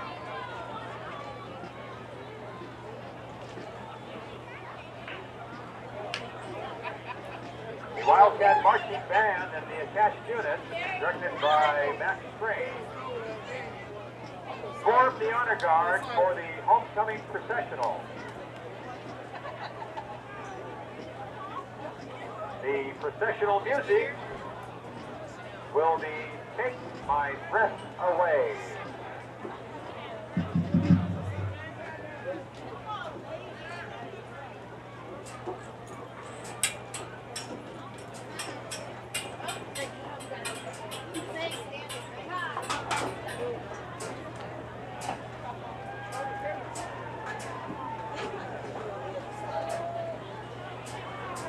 The courts are forming at the south goal post.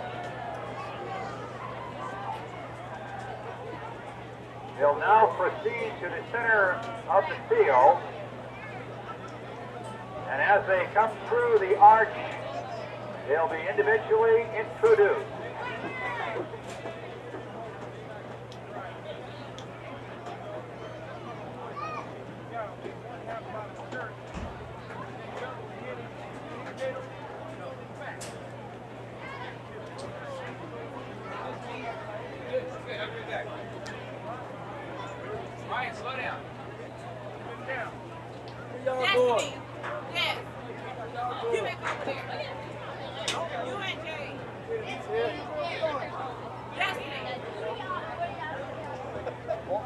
Let's start the processional led by the freshman class.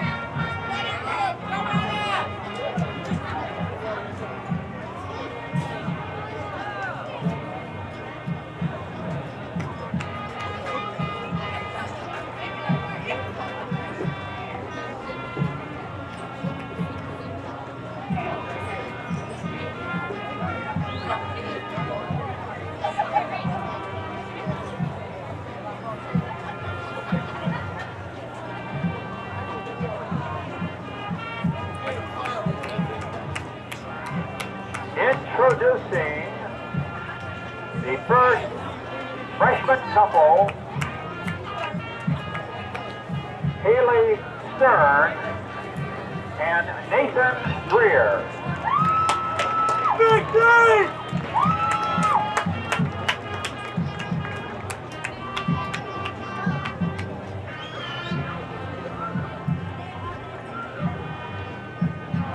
Introducing Lizette Carrillo and Landon Kortenbach.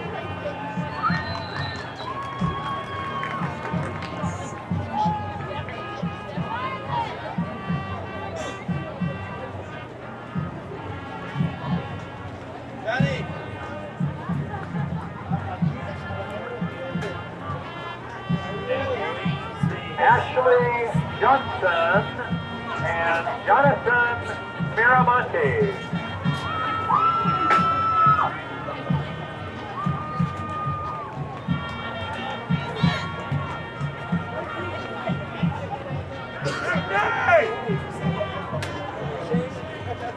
Katie Montgomery and Chris Sugar.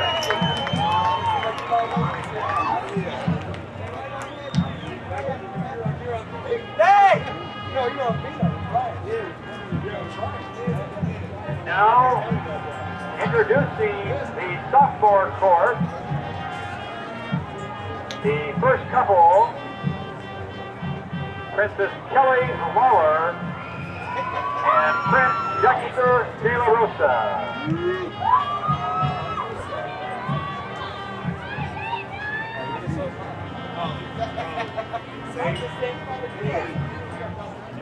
Our next sophomore couple, Princess Amanda Carter and Prince Robert LaPointe.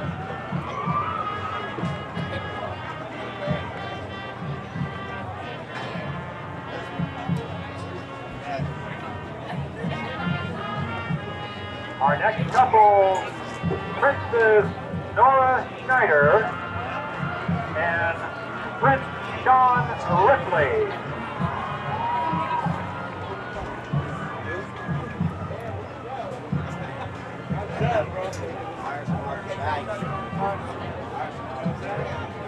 And our fourth sophomore couple, Princess Sabrina Porche and Prince Stephen Conklin.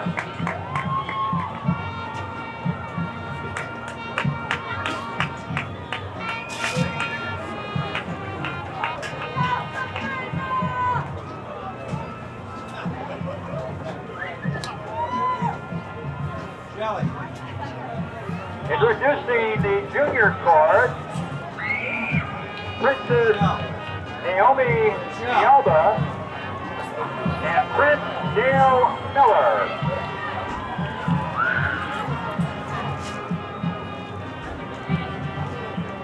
Scott! Ready! Our second couple, Junior Princess Christina Zwick and Prince Cody Ruler.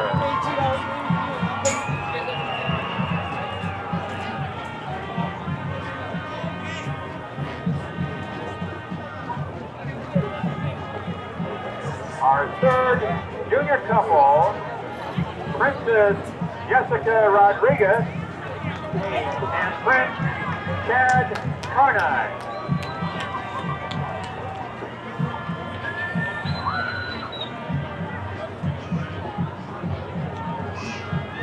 And Princess Susan Mullen and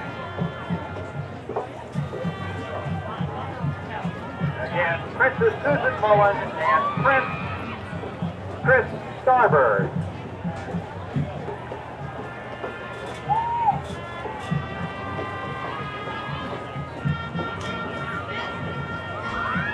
And now we bring on the senior court, 5 couples.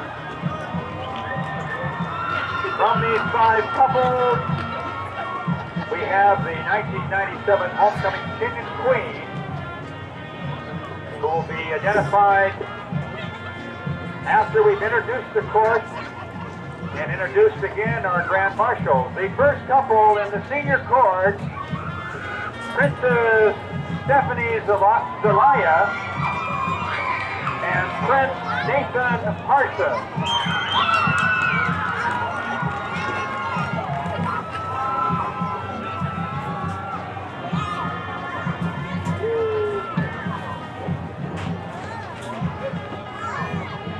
Our second senior couple,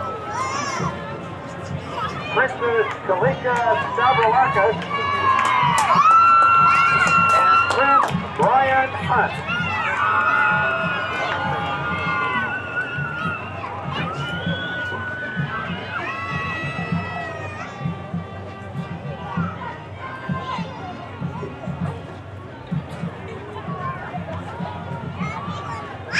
Our next senior couple, Princess Vicky Kriegmer and Prince Zach Jordan.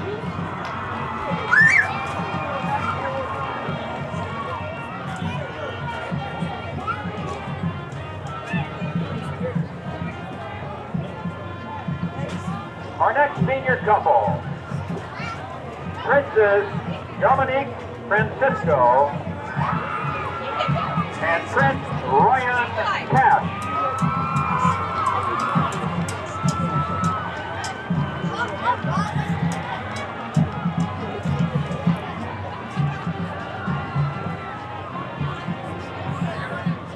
And our fifth senior couple, Princess Kristen Kortenbach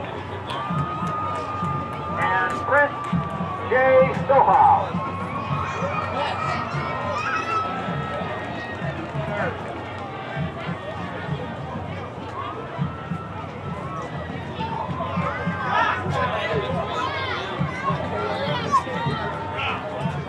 And again, our Grand Marshals for tonight are Linda McDonald and Joe Caccaro.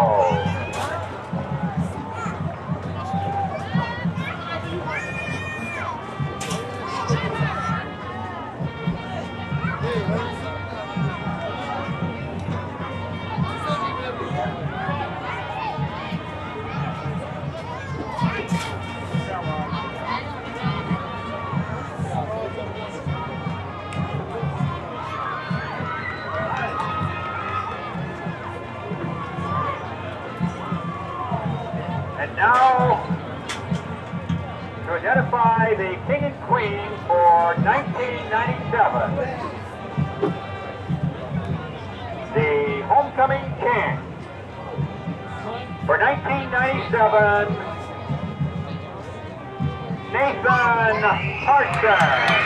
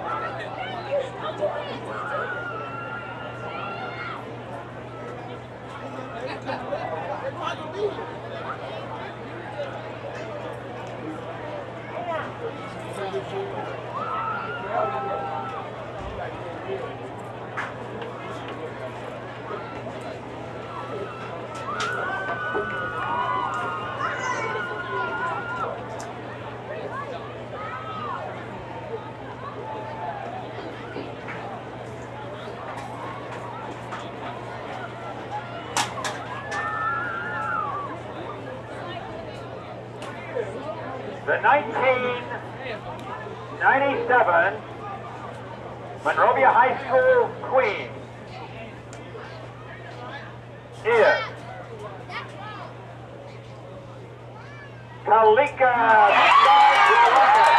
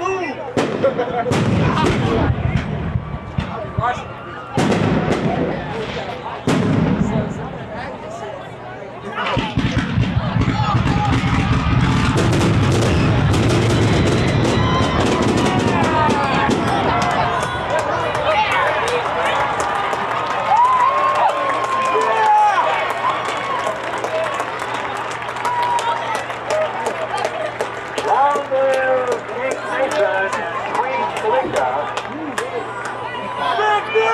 Entire 1997 Monrovia High School court.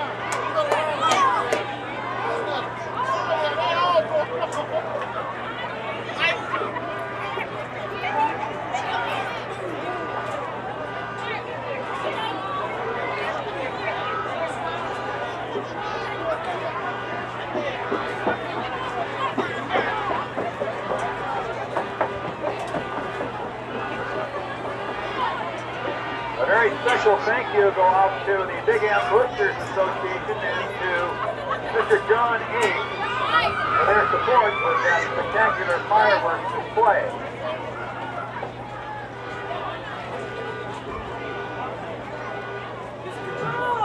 Also like to recognize one more time our directors of homecoming, Betty Donovan-Eek, Dominique Francisco, and Stephanie Zelaya.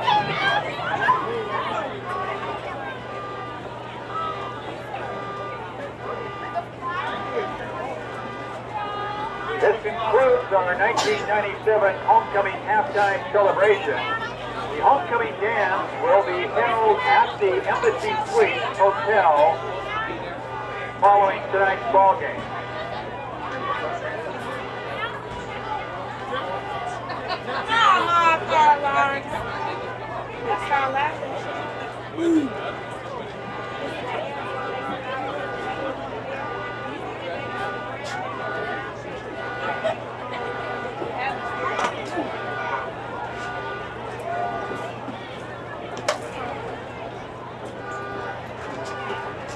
Congratulations again to King Nathan Parsons and Queen Kalika Stavrolakis and to the entire senior court.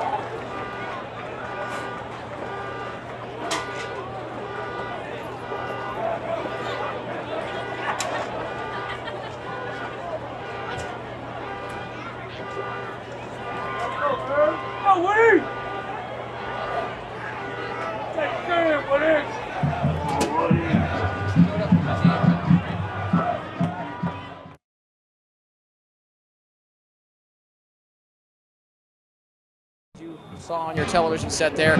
We come back to football as the Monrovia Wildcats up rather comfortably 20-6. And we've seen a lot of offense here tonight, Keith. We've seen both schools moving that football quite effectively, in both on the ground and through the air. And it's made for an entertaining one so far. Monrovia, of course, here now kicking off under a clear sky and nearly a full moon on October the 17th. It's taken by South Pasadena's number 28. Look out, he's off and running. This is Paul Wilkins. And he is upended. The ball squirts loose. Look out, I think that South Pasadena did get it back, though. He gets knocked right at the 15. Man, it was a rifling tackle there. Let's see, 34 and let's see here, 34 and 11 converged. 34, 11 and 6. 34 Wayne Hill. 11 Condrell Landau, and 6 David Jones. David Jones, nice. He's singing for joy on that tackle, but nice tackle there by let's see here, Paul Wilkins. Hey for the offense indeed, or the special teams. Nice attack. Pizza Hut sponsored our halftime kickoff. We dare you to find a better pizza. Pizza Hut out of Arcadia. All right, first down and 10 yards to go. Strong side to the left, 2 receivers to the left. Back set weak. Here we go for the South Pass Tigers. This is Wharton. Wharton on the pitch. He's got some room. Look out. He's going to make something out of it. Gets more than enough first down. Still on his feet. Plunks into one Monrovia player and doesn't even go down then. Finally goes down about a yard after. This guy gets everything, the maximum out of every run. I like this guy. He is gutsy. He just bulls his way forward and does a great job. I like this runner. Let's see here. Knocked to the ground there by Irvin Baker and also Adam Summerall. And that's about a 10-yard, no, about a 15-yard scamper.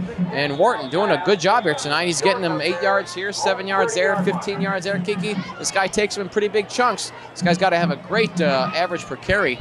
And he's doing a fantastic job tonight. He hits holes really quick and makes the most out of everyone. He does an excellent job of seeing where players are and avoiding them. Just quick-footed and nimble-footed, knows where to go and when. They run to the, oh man. And this is Wong. He runs into a wall of green, doesn't even quite go down, but they stop his motion. They rule him down, ensuring that he's down. His numbers are numbers 9 and 10, Johnny Huerta and Irvin Baker on the linebacking crew. Wong got whammed on that play. Back to the last comment we talked about Thornton. Thornton has a great eye for vision for the outside. He takes it outside in the last play. We don't see it right here. But then he cuts it back inside with his excellent vision. Got to give a lot of credit on this blocking because it was a great blocking scheme. It kind of threw Monrovia off balance. Well, they didn't. They took a while to get going South Passage, but it's probably the most talented school that Monrovia has seen on their schedule so far. They've had some competitive games previous to this, but this is definitely the most highly ranked team that they've gone up against. Number 3 in Division 9, as is Monrovia going in number 1, as we mentioned earlier. The ball is bobbled. It's still loose. Look out. Monrovia he tried ball. to pick it up and run with it. He should have fallen on it. Monrovia recovers the ball on the fumble. Look out. They have Sterling in field position at the 30, and Wong ran that, and he dropped it. I think it was recovered there by big number 65, Luke Swan. He'll take a look at it. Wong had the ball, never really had control. There he loses it. The mistake he made is he tried to pick it up and run with it again, and that was his mistake. He should. Of course, it's easy to judge, but the thing is, their coach should just fall on the ball and preserve the down, preserve the possession. They didn't get it there, and Monrovia looking at a great opportunity here right now. When you're a young man like that and you fumble the ball, you actually feel kind of embarrassed about it. You try to start something. You can't really blame the guy. This is a big second-half drive, and he fumbled the ball. But you're right, Pete. He should have fell on the ball, get a third down, you see where you go from there. But Monrovia picked up the ball, and they're in great field position right now. They're going to get something out of this. We have hanging mist and smoke right now going across the lights on the east side of the field there. It wasn't as bad as last year when I was here for homecoming, Kiki. We had such thick smoke from the fireworks last season. It seemed like something out of Hound of the Baskervilles. But it's not as bad as this year, though. But of course, they always put on a nice big show for homecoming every season. It's always a treat to be out here for it in every game, really. Of course, we'll be back here for the 30th game against Blair High School, right smack dab in the middle of the CIF Varsity High School League season. And we're not sure, at the week 10, the last week of the season, even though they are away, we may be covering Monrovia on the road. And I think they're at Temple City that night. And that's still a big if, but we'll find out what's going to happen on that. But that may be happening down the road. They have a first down. The ball is, of course, first down. They haven't even marked off a play yet. We had flags go or whistles sound off, but no flags. So Monrovia regrouping here. First down, 10 yards to go, just outside the 30. And they come here. Time out on the plays, Pete. Yep, they no foul on the play. double set receiver on first down. This is not run very often. In a bit of a zone is South Pass, but this is the pitch to Akil Harris. He goes to his left, and he dives forward past about the 25, goes out of bounds. Ensuring that he is out of bounds was number 20 on the defensive backfield side there for South Pass, number 20, John Kolka. I like that name, Kolka. Got a good ring to it. But not before Akil Harris stretches it out for about a good solid 9 yards. It'll be 2nd and 1. Akil taking his yards in good chunks there. There you see, he hits that hole good. He actually knocked in an 83, stopped his motion basically. 83 is Eric Espinoza, but Kolka ensured that he was down. All right, 2nd and 1 from the 22 roughly.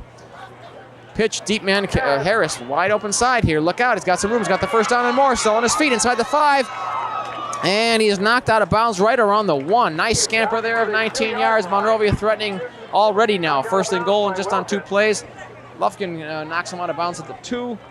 Good run there. They have so much room on the sides there, and you can see how easy it is for Akil Harris to make the good yards that he is here tonight. He's got to have a good rushing average himself. It's been Harris and Wharton on both sides of the football here tonight. Look at that. No one even around him.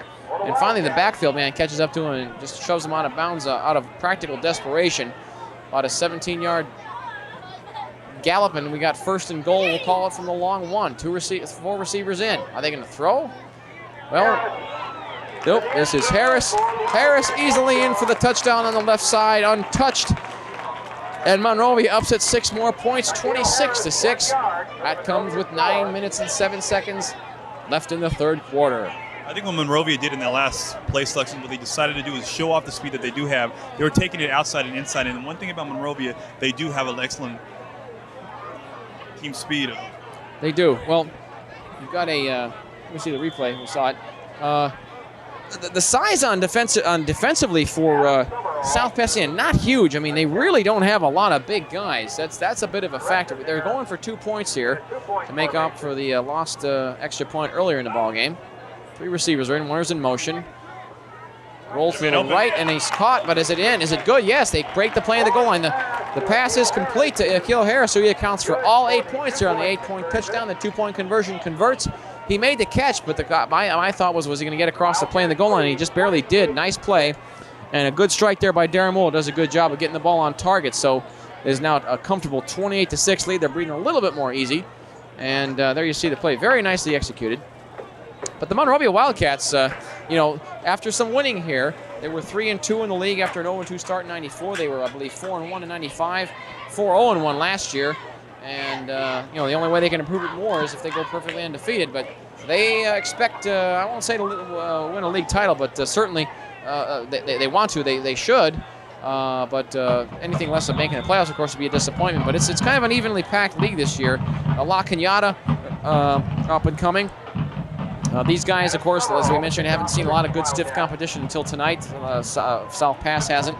Temple City you can never count out, although they're down a bit. But of course, the big question is the dark horse of San Marino. This is Wharton on the return. Wharton, man, he is absolutely leveled there. Wow, hit him right around the waist. Wayne Hill doesn't have to climb uphill on that play. He just knocks him in hard. Good solid hit, good clean hit. Wharton goes down, but he's fine. He can absorb those blows. Wharton is not a big guy. He's, let's see here, 5'5", 170. He looks a little bit bigger than that. But the guy's a good runner. He's a solid 170. That guy is looks bigger than he's listed. Maybe he is heavier than that. But he's solid. I mean, 170 is a pretty good weight for being only 5'5" in high school. That might be the size of his arms, but maybe not the size of his body. Maybe there's a mislisting or something. That's not uncommon on high school rosters. But we got strong side to the right and 2 receivers to the left. Backs are set strong to give us to the closer man. This is Wong right down the middle, thundering for more. Stretches it out for about, he was slowed after 10-yard run, and then they finally goes down about 13 on the play. Bourne and Summerall on the stop there. They converge on the tackle and shove him around there. And, man, this guy Wong, he's made a couple mistakes here tonight, but when he's been hot, and those are his usual gains. Again, we got Wharton and we got Wong, and these guys take it up in good chunks. This is an entertaining football game. I like to see a good, solid smash-mouth game on the ground where yards are being gained like we're seeing tonight. It's fun. Flags are thrown and whistles are blown. We got somebody in the neutral zone.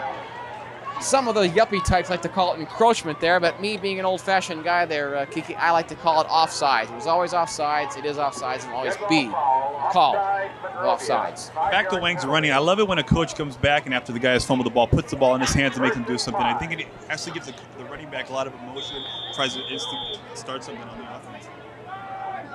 Yeah, Wharton and Wong have done about 90% of the offense, I'd say, easily on the ground, if not more. Probably about 60% total tonight, if you can count in the passing and everything. This is Wong thundering right down the middle once again. Just boom, boom, boom. Stop me if you can. And not until about a good another 15-yard chunk of greenery is taken up. Look out. Let's see here. We had Johnny Huerta, Irvin Baker, and the linebacking crew, and Summer also helped on the convergence there. It didn't take a lot of guys to bring him down every tackle, at least 2, and there it took 3.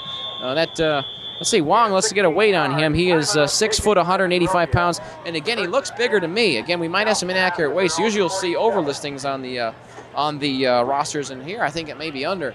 They got some, again, not a huge team, but the guys in the talent position seem to be a little bit bigger and more bruising and slashing runners than you would have guessed listing from the listings on the roster here. The South Pass with some talent, hanging tough as much as they can, basically playing the entire game trailing. They run mostly out of that wing T offense, and they do a good job out of it. The only guy that they really got out here tonight, South Pasadena, is Jacob Boonsuk. Boonsuk is a junior, 5'8", 185 pounds. He is an inside linebacker, regularly a starter. He is out with a pretty bad ankle injury, so he's going to be off for at least a week or 2. And he's really only playing there, missing this regularly a starter. The honor roll players on South Pasadena's side include Jed Reynolds, number 22, number 61, Noel Crabb, and Matt Batten, lineman, number 76. So they got a couple of those.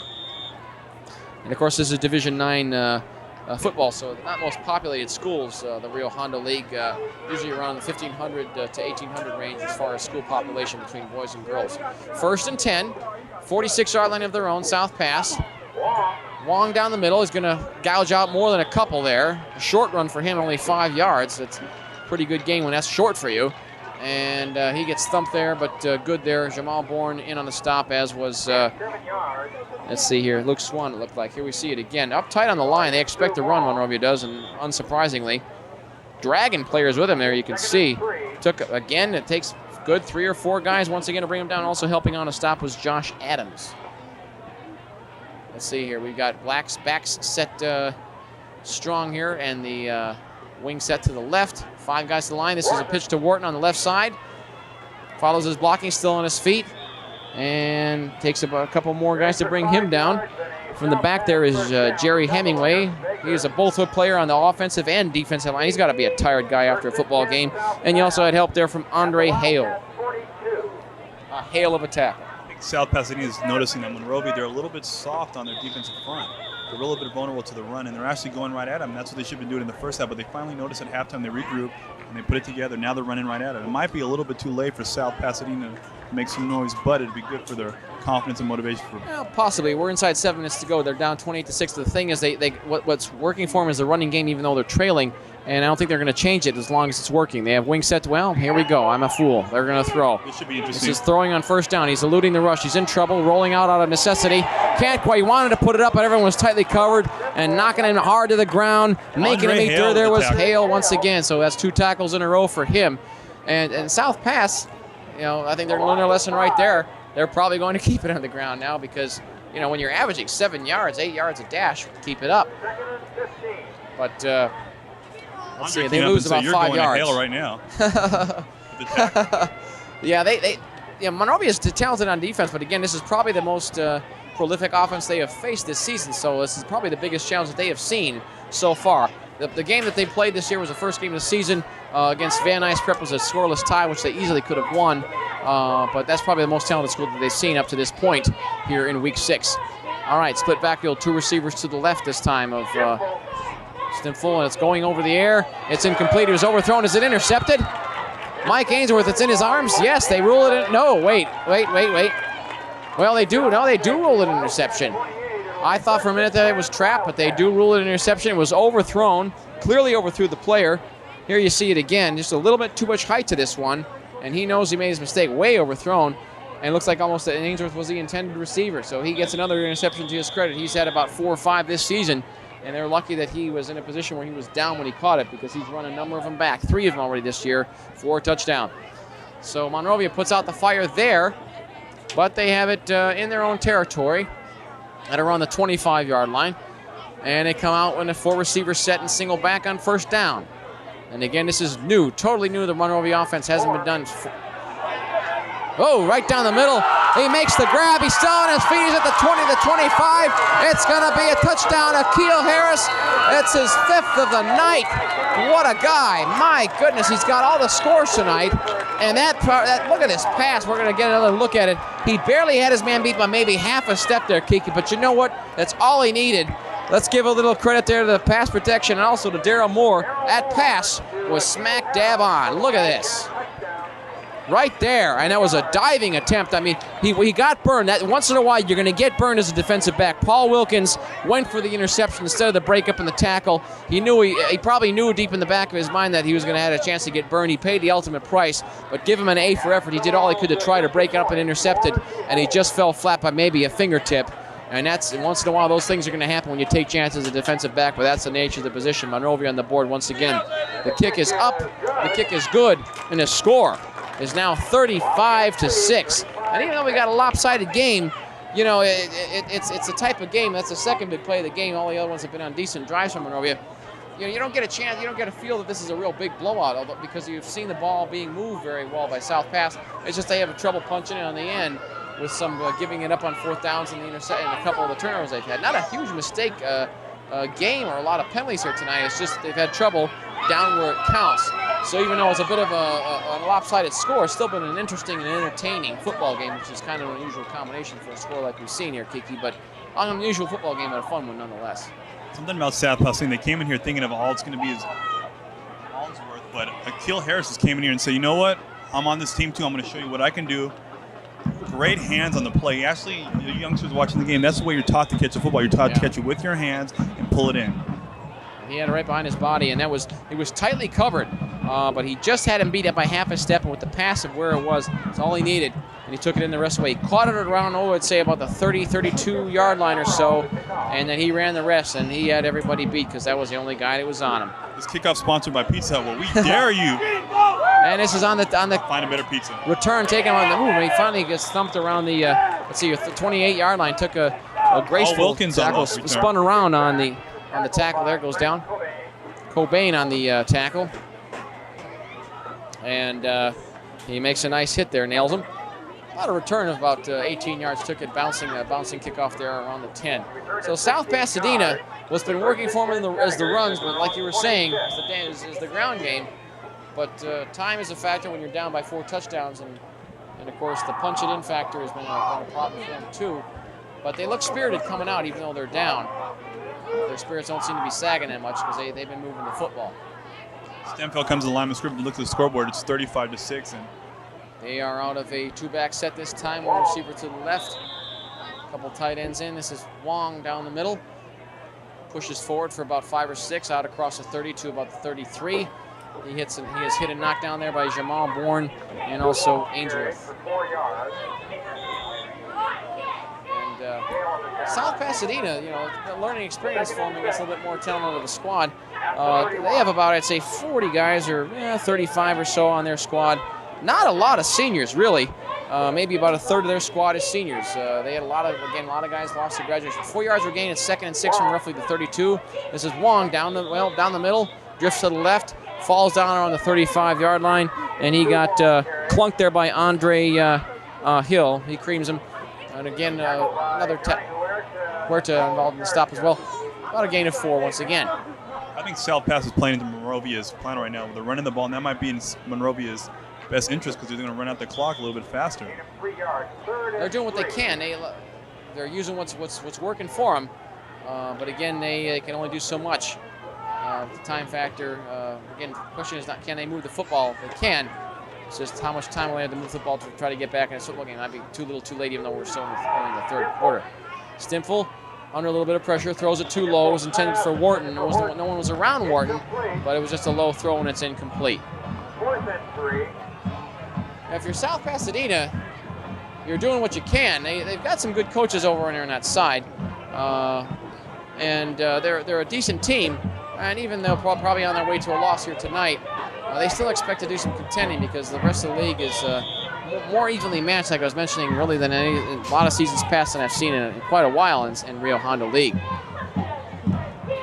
When Monrovia throws a crooked number on the scoreboard, it's real tough to keep on your game plan. And again, our thanks goes out to Pizza Hut out of Arcadia for providing the warm and tasty pizza pies for us tonight. In punt formation is South Pasadena. We haven't seen too many punt attempts really on either side here tonight. Timeout is called by South Pasadena. How often do you see that, Kiki? Timeout called by the team that's about to punt. That doesn't happen very often. I think they were setting up to go for it on 4th and 3. But it's kind of an obvious call if you think about it. Because it's 4th and 3, you're down 35-6, and you call a timeout. So I think they were thinking a little bit something about there. But you know what? There was nothing there, and it was kind of a good idea to sit back and maybe punt it away. Because you put Monrovia in a good field position, and the way they're scoring right now. Yeah, it's been an interesting football game. It's a little bit different than most. I've seen plenty of exciting ones here. I've seen plenty of blowouts, but I haven't seen too many blowouts where the losing team is quick back to the line, not dispirited, and able to move the football since they have trouble punching it in. And but there's a first time for all kinds of games. And we got 4th and 3. They're in punt formation. They punted away. A very bad kick. And they might have gotten a net of about 5 out of that. It's just punted out of bounds there. Probably meant to hit it more clean and better than he did. And it just goes out of bounds. But P might have been a good punt for the fact that Ainsworth is back there. And punting a coffin in the corner for about 9 yards might be a good idea than a bad idea because you punt it to Ainsworth and he might bring it back. So all the way. Who knows? Well, it's happened plenty of times before this year. Ainsworth, like I said, just about everybody is barraging him with come to our school letters right now. He's got the pick of the litter. There's a guy that can really write his ticket. He will probably stay a receiver or a cornerback in school or in a return man too. I don't think that anyone's going to be stupid enough to try to change his position into something different like an option quarterback or a tailback type. They're going to keep him where he's going to shine. He's so fluid there on the outside. You put him with anyone man-to-man, you can either throw it the top of his size and strength and speed. He can just do just about anything. All right, first and 10 for Monrovia. Decent, very good field position. Now we have a timeout for Monrovia. So it's the contest of the timeouts. Looks like they're trying to get a couple things done here today. Maybe trying out some new plays or new sets. You might see the reserves coming here. I think you got one or two of them in there already. You got number 12 in there, Adam Summerall. He's a both ways player. He's usually in there. He's not a full timer on the. Once again, Pizza Hut. We dare you to find a better pizza. Pizza Hut out of Arcadia. Good people. I'm sure they'll be out here once more for us here when we're back. Of course, Monrovia should easily make the playoffs this year. And last couple times that they've made it, they've hosted playoff games here at home. If there's any way that the funds can be drawn up from the Booster Club or the Alumni Association or somebody involved in Monrovia with the coaches, we would love to get the chance to announce a home playoff game if indeed they have, when they probably will. We've said this before in seasons past, it just didn't happen, but hopefully if it can be done, we'd love to be out here for it. We just need some help with the funding because, of course, you got to pay rights to the all-powerful CIF, those money mongers that they are, to be able to have the rights to do a game. So if it can be done, we'd love to be out here. We do want to put out the notice early to see if interest can be scared up enough to where we can get the funding to do that. If you could help us out, we'd love to be out here for a home playoff game. So if that can be worked on, let us know here at KGEM. All right, 1st and 10 after the timeout. They fake the give, and he rolls to his left. He throws it to Ainsworth, wide open between the seams. Still on his feet. He's going to run slant in. He's going to go all the way. Catches it about the 15, runs it in from that point, and he was beyond the linebacking crew there and in front of the defensive backs. That was a well-called play. You had to know that something was going to happen like that, for the fact that Monrovia calls a timeout. I think they want to get Ainsworth into the action tonight. But the Akil Harris putting on a great show. Ainsworth is like, what about me? I'm out here in the wide open. So to get him out in the running field, you get him with a linebacker or defensive back, it is over with. He's going straight to the touchdown. So he finally breaks his scoring drought, at least for this game. Mike Ainsworth, about a 38-yard touchdown play. But Ainsworth has been doing a lot more than just out there catching the ball. He hasn't really caught too many passes today, but what he does, he stretches the defense. You have to play him honest, and then opens up the inside for Akil Harris. A little bit of a high snap and a low kick, and the kick is no good. Doesn't get above the crossbar. Who cares? It's 41-6. And that comes with 3 minutes and 4 seconds left to play here in the third quarter at Monrovia High School. So the Wildcats, at this point, you can kind of sit on the lead. I think what as an act of class and an act of just getting your guys some experience, will probably bring in some of the reserves right now beyond this kickoff. Wouldn't be unusual to see. Well, Pizza Hut will sponsor our kickoff once again with "We dare you to find a better pizza." Pizza does a good job. They never fail. I mean, for a national firm, for a national company, they put out a very, very good pie. I love the fans out here. We got some of the jovial fans here tonight in a good mood with the Monrovia lead here, 41-6. Let's hear it for the Wildcats. An emotional day here. They're in a good mood. They're in a good mood. Why not? Monrovia, all their fortunes have changed since seasons past, enjoying some winning days. And believe me, head coach Steve Garrison is glad to be in this. He's been on the losing end for years past when he was an assistant. He's got to be enjoying his days now. On the return here, Wharton took it from about the 5, scampers his way up to about the 18, decent return, and he gets knocked in hard to the ground by Akil Harris. This guy's been all over the field tonight, staying in on extra duty as a special teams man.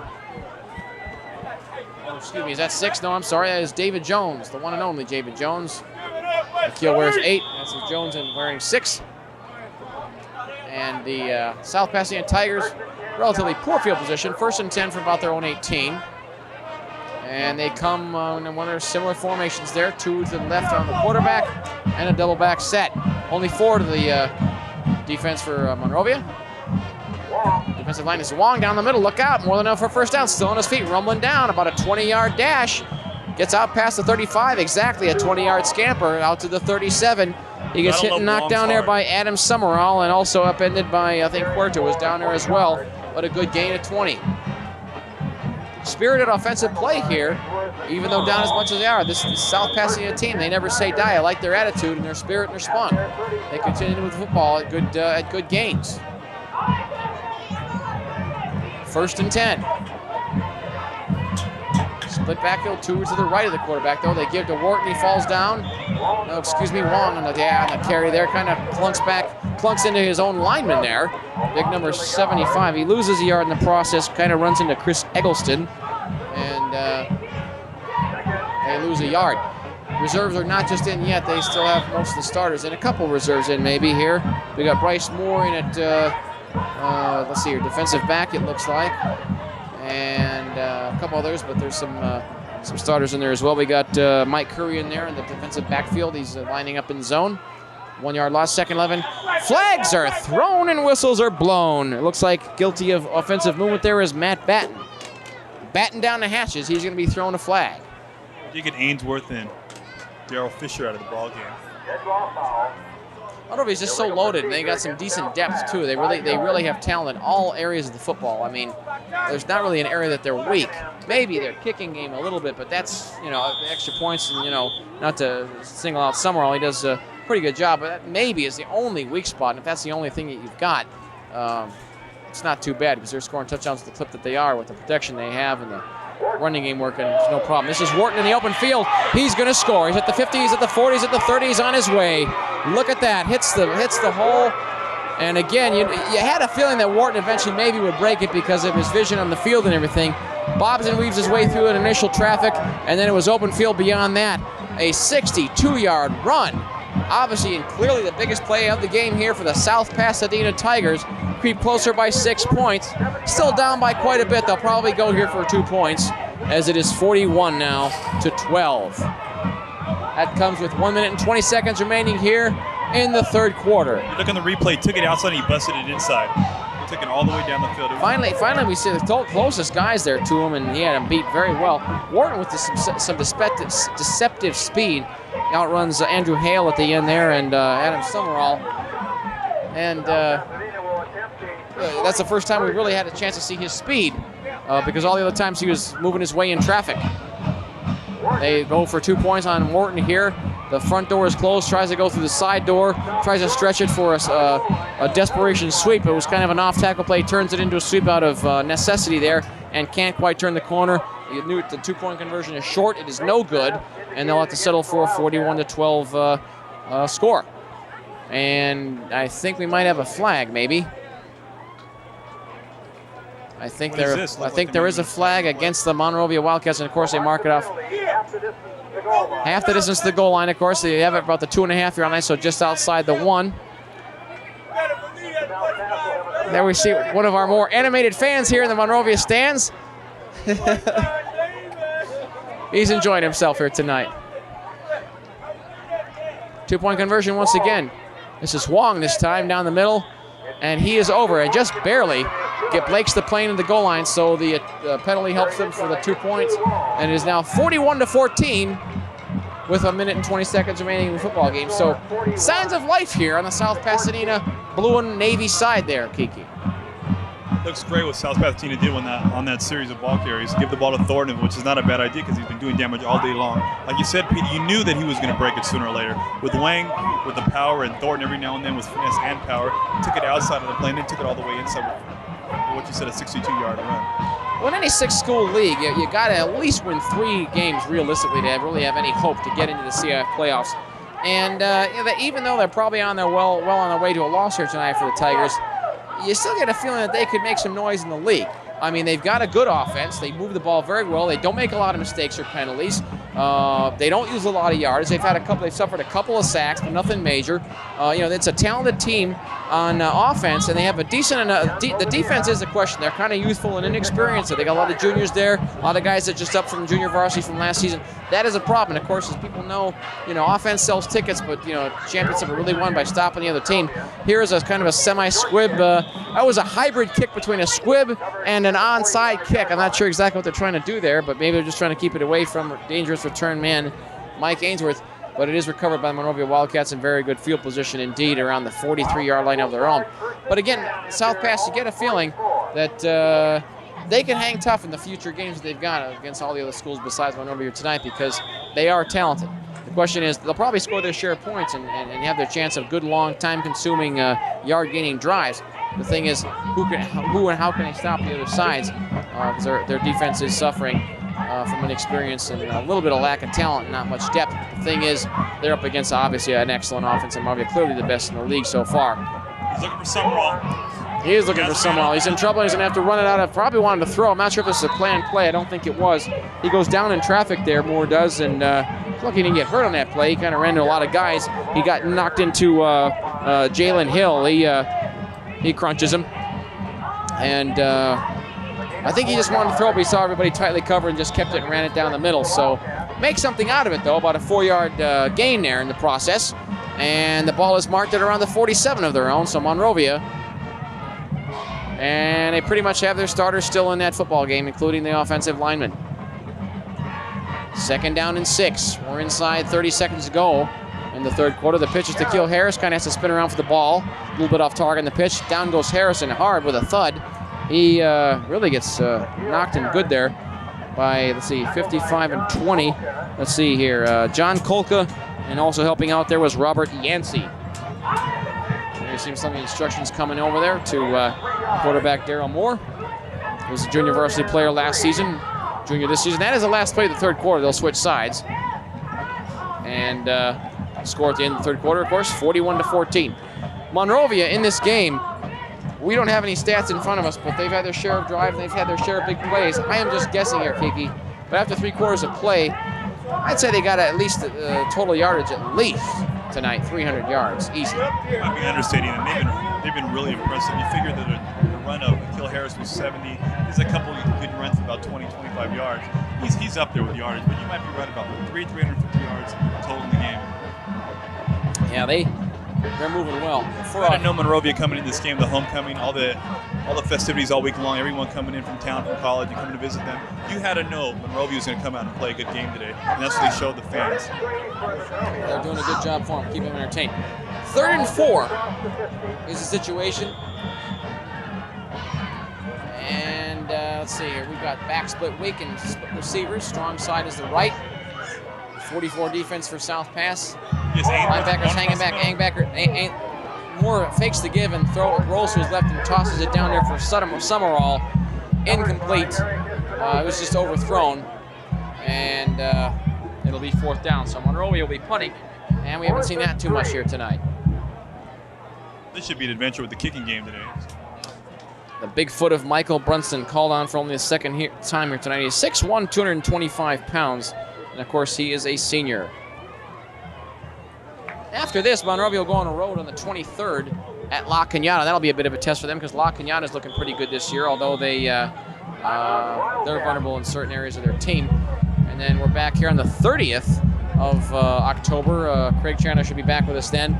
That, of course, is the last home game against Blair. And that is the first time that I can humanly remember that Monrovia has had a home game on a Thursday night. I believe it's just because of the holiday, or I shouldn't say the holiday, but the Halloween being on the 31st. And a lot of schools are playing on that Thursday night. And they will go on the road twice in a row and end the regular season. I'm sure they'll be seeing postseason the way they're playing. But they will end the regular season, I believe, at San Marino and then at Temple City. And again, we have an outside shot of maybe covering that Temple City game on the road. Probably not with the van, but maybe a 1 or 2 camera shoot. We'll be talking about that later. But hopefully we'll be out there for it. But Monrovia, if you're any other school in this Rio Honda League, they are your Super Bowl. They are the team. They are the squad you got to look out for and really prepare well for. There's the Lit M on the San Gabriel's here tonight. We're driving here on the 210. Kiki, absolutely beautiful night here tonight in Southern California. Clear skies, the sun bouncing off the mountains. It just made you feel good to live in this area. It was just a perfect night for football. Cooling down a little bit now in the evening time, but it's been a great October, and it's just been real warm, pleasant, unfall-like weather. You got to enjoy it. Brunson doesn't look like he wants to kick. He looks like he's tight in. He looks like he's only about 10 yards down behind, and he's going to kick it, though. Usually they line up about a good 15 yards behind, but he's only about 10 or 11 yards behind. Keeps it away from the return man. Takes a bounce there. Is it going to stay in bounds? Nope. Goes into the end zone. Just barely, though. Touchback. They'll come out to the 20, but they were hoping to pin him back.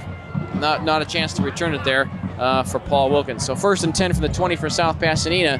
And I don't know. I think that maybe we'll see a run. Continuance of the runs, because that's what's worked for them. Last time they tried to throw it, they were intercepted. But they're a spunky, spirited team. They rather well coached, and they're an entertaining school to watch, even in a losing effort. So Monrovia. You guys watching on TV today, you see number 2, Daryl Fisher. And you look at him, he might be a little small on TV. Also small in life. He's actually 5'4", 145 pounds. He's a tailback defensive back, and he's had a lot of Only a sophomore, too. nice plays today. He's got some. He'll be around for a while. Couple seasons to grow and build himself up body-wise, but he's a tough guy. He might be small, but he's a feisty player. He's entertaining to watch, too. He's right on top of a lot of receivers. He does a good job. And we've got a clock question here. Something's going on. The officials no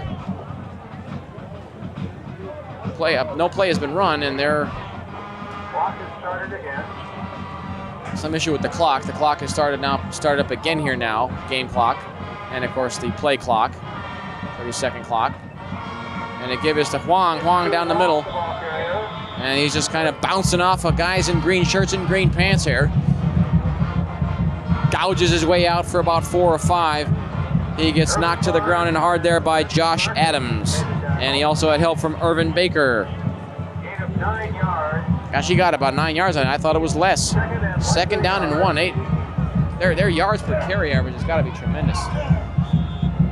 Doing a great job.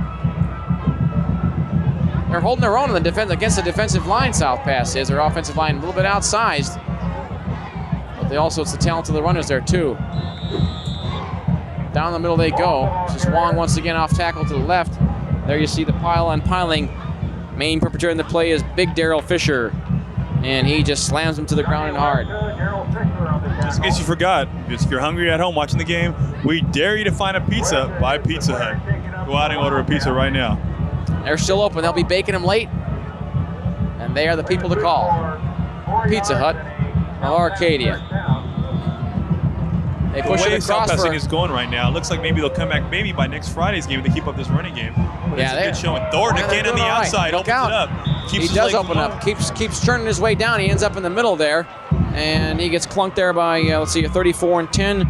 34 is Wayne Hill, 10 Irwin Baker, and Wharton just high steps it down to about the 43-yard line. Gain of about 7 there. More than enough for a first down. And these guys they keep coming. 10 minutes and 20 seconds and counting here left to go in the football game. They're down by plenty, by 27.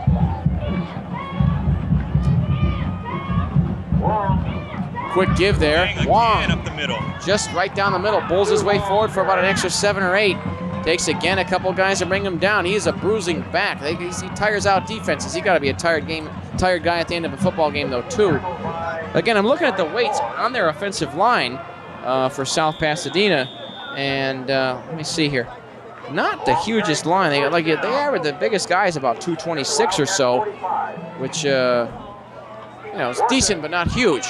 This is Wharton still on his feet. Takes about 4 or 5 guys to smother him, including, let's see here, Bryce Moore, amongst others. You had, let's see here, once again involved in the stop there, Andre Hale.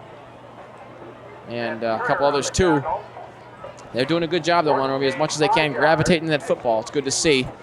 And they carve out about a good 5 yards there, Wharton does. 2nd and 5 at the 40, at the Monrovia 40 for South Pass after the 5-yard gain. 2 receivers to the right of Scott Stimfel. Receiver back set weak here. Goes Wong. Look out, he's still free. A little bit tripped up, still on his feet. Scampers his way down inside the 20. Gets every yard he can. I like this guy. 22, let's see here.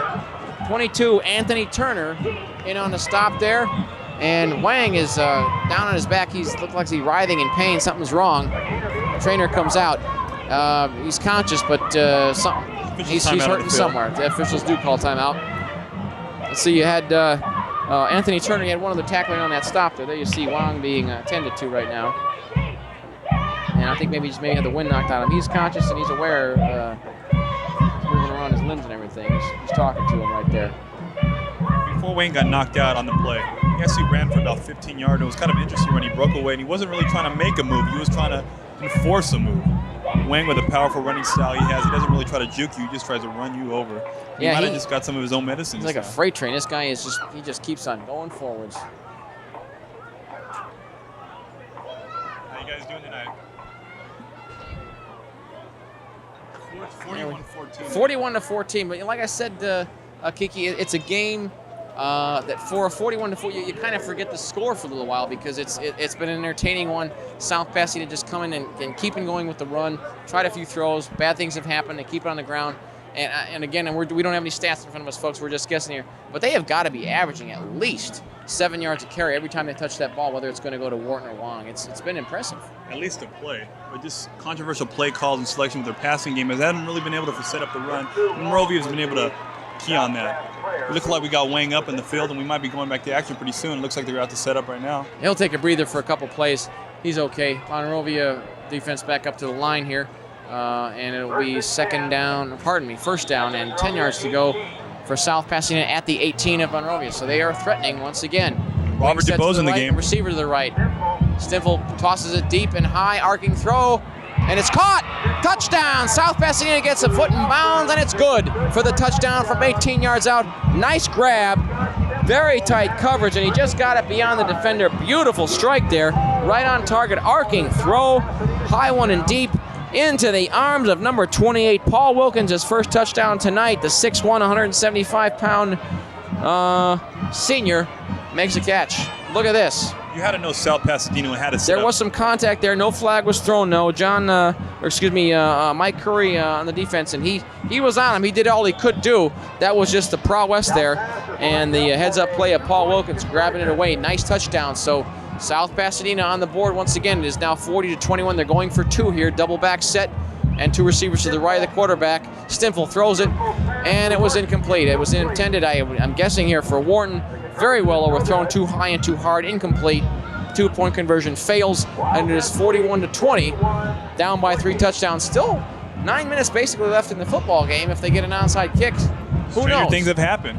But on the last play, Stinfel actually had Thornton in the flat. He didn't get it quite over.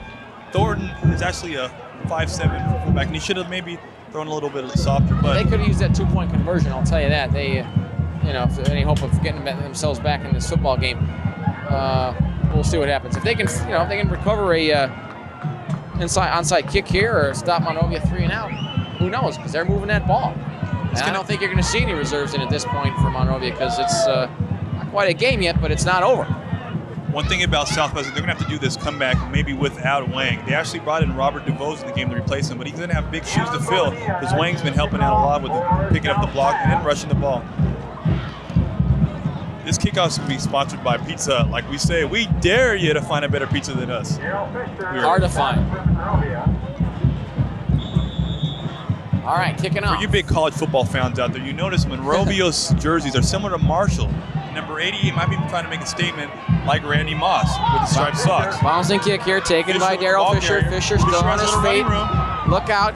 Eludes one tackler, zips back here. Going to go to the side. A thundering block there in the middle of the field. Man, he took a licking. Fisher still on his feet, cuts back once more, and finally takes 3 white shirts and black pants and knock him to the ground. So he was like a zigzag, catch me if you can return. Entertaining run back. Main perpetrator on the stop there is number 83, Eric Espinoza. He also had help there. Let's see, I think from big number 50 and 54. We got to talk about Michael Ainsworth's hit. Kenan Keith and also 54. Jeff Steller does a stellar job of making a tackle there. But not before Fisher. Fisher did a lot of running for a return of about, we got a flag down too. That's a shame. It looks like it might be clipping on the play. I think they might be hitting Ainsworth for lighting up somebody on that play. Yeah, that's why everyone's oohing and on about Michael Ainsworth. It was taken at the 15 by Fisher there, and he did an excellent job for as much running as he had to do to push it out to the 40. A good 25-yard return. He probably ran about 80 yards on the return in total between all the directions he went, but it's all for naught because they push it back 15 yards with the penalty, and they have it at the 25. That's a shame Connor clipping on such a great run by Fisher. That was something. That was an unusual one. All right, 1st and 10. They come out with 4 receivers. Split. No tight ends are in. Like it could have been more. We got a flag down. There is the toss. It's incomplete. Incomplete just beyond the reach of the outstretched arms of Mike Ainsworth. We do have a flag down. If you're South Pasadena, I'm thinking that maybe they should decline it and take the down rather than the yards for the time factor. And we'll wait the call. I'm assuming it's going to be against Monrovia from where the flag was thrown behind the line of scrimmage. Looks like it's going to be motion on the left side. I saw a little bit of movement on the other side, Pete. It is motion. Yeah, it is. $25. Illegal motion. You cannot move if you're an offensive lineman before the ball is snapped. Those are the rules of football. On Monday. And I think it might be declined. It is. Yeah, there's decline because they want to force. They'd rather have them be a second down situation than a first and a longer to go for first down. Actually, they're actually back to get taking the the play, and they're going first down at 15. Well, the board says 15, but the sticks haven't. The board says first and 15, but the sticks say second and 10. I'm You're gonna actually right about guess. that, Pete. I'm gonna guess that the sticks are right. This is Akil Harris on the right side. He's got enough. Well, he's close to a first down. I think he just short of it, or just beyond. Yeah, he's got it just barely, but good job. Chased out of bounds there by 36 and 20. 36, Carlos Mendoza. 20, John Kolka. But not before Akil Harris does the damage of about 11 yards there. Well, actually more than that. He got about 14. The ball is marked shy of the 40. First down to keep the clock moving with 8 minutes, roughly 8 minutes remaining in the football game. A little more than that. Monrovia going back to their bread and butter on the outside. It's open there. They continue with Akil Harris as a single back set. Four receiver formation. He runs to the left. He's got some room. Past the first tackler, slows him, but stays on his feet. Second tackler finally drags him down from behind, slams him to the ground, and hard is Jalen Hill. Jalen Hill, outside linebacker. He is a junior. Jalen Hill on the tackle. 5'11", 195 pounds, some decent size to him. And they limit him to 4 yards there, but they need to get the ball back if they have any hope of it's getting another score here for South Pass. And they need it back. They need it back quick. They want it back. They still have some hope in their eyes, and I can understand. Their offense has been cranking, but they got to stop the big green machine. This could be an interesting play call, Pete, here right now. We haven't heard from Ainsworth in a while. You ran the ball 3 times. I think you might look for the ball going up top on him. Yeah, I was going to say, they're probably going to put it up. They got 3 receivers. Got trips right. Yeah, trips right indeed. They got a strong side to the left. They roll to the right. Pitch to Akil Harris. He's in trouble. He's got 3 guys converging, make it 4, and he is smothered. The ball pops loose, but he's ruled down as well. He should have been. 41-9, the main perpetrators on the play there for South Pasadena. Robert Dubois and also George Figueroa. Some of you people might be questioning why the ball popped loose and there wasn't questioned as for a fumble. When your forward progress is stopped and you move back, it's considered that the play is dead. That's why it popped out. That's why the play was called dead. Yeah, 3rd down and 8 yards to go is the situation. Lose a couple yards on the play, so they're probably going to play it safe here, I would guess, and just probably pitch it to Akil Harris since he's been such a money man for him so far. Split backfield, split weak. Moore's looking at Ainsworth. 1 receiver to the left. They look to the receiver. Cross pattern in, slant. It was intended there. For Adam Summerall, just beyond his reach, a little bit high for him. Hit him in the hand, and they do not connect. So it'll be 4th down and long, and they will be punting. That's a tough catch to make. Actually, that's not more of a timing pitch. It was a deep slant coming across the middle, and Moore just could not get him right there. Summerall was there, but just didn't get it close enough. It was on his fingers, like we most say. If he touches the ball, he should catch the ball. But that was a tough catch. Yeah, he was a little bit rushed on the toss, too, and that was a factor, too. And plus, him on the receiving end, you're going to get cracked right away once you make the grab or shortly thereafter. Brunson with the punt. This should be interesting. You love to watch this guy punt. Yeah, you got to be aware that Moore is back only about 5 yards behind him. There's a flag already thrown. Brunson gets off a high kick, not too deep, but takes a definite Monrovia bounce an extra 10 or 15 yards. Goes out of bounds at the 28 again, but we do have a flag. There was no roughing in the kick or anything. I think maybe there might have been some motion or something. Yeah, the flag was in the backfoot, and usually in that was area, thrown right away, even before the ball was in the arms of Brunson to punt it away. So my suspicion is maybe motion or something. Officials are conferring right now. 6 minutes remaining in the football game. Again, Monrovia up 41-20, and looking pretty good in the process. Only a question maybe be their defensive stances here tonight against a talented squad. That might be addressed here during the coming week of practice as next week begins. But that's about their only decline by South Pasadena. They don't want them to have repunted because of the clock factor. They feel they can get back into this game, even though they have only half a quarter to go.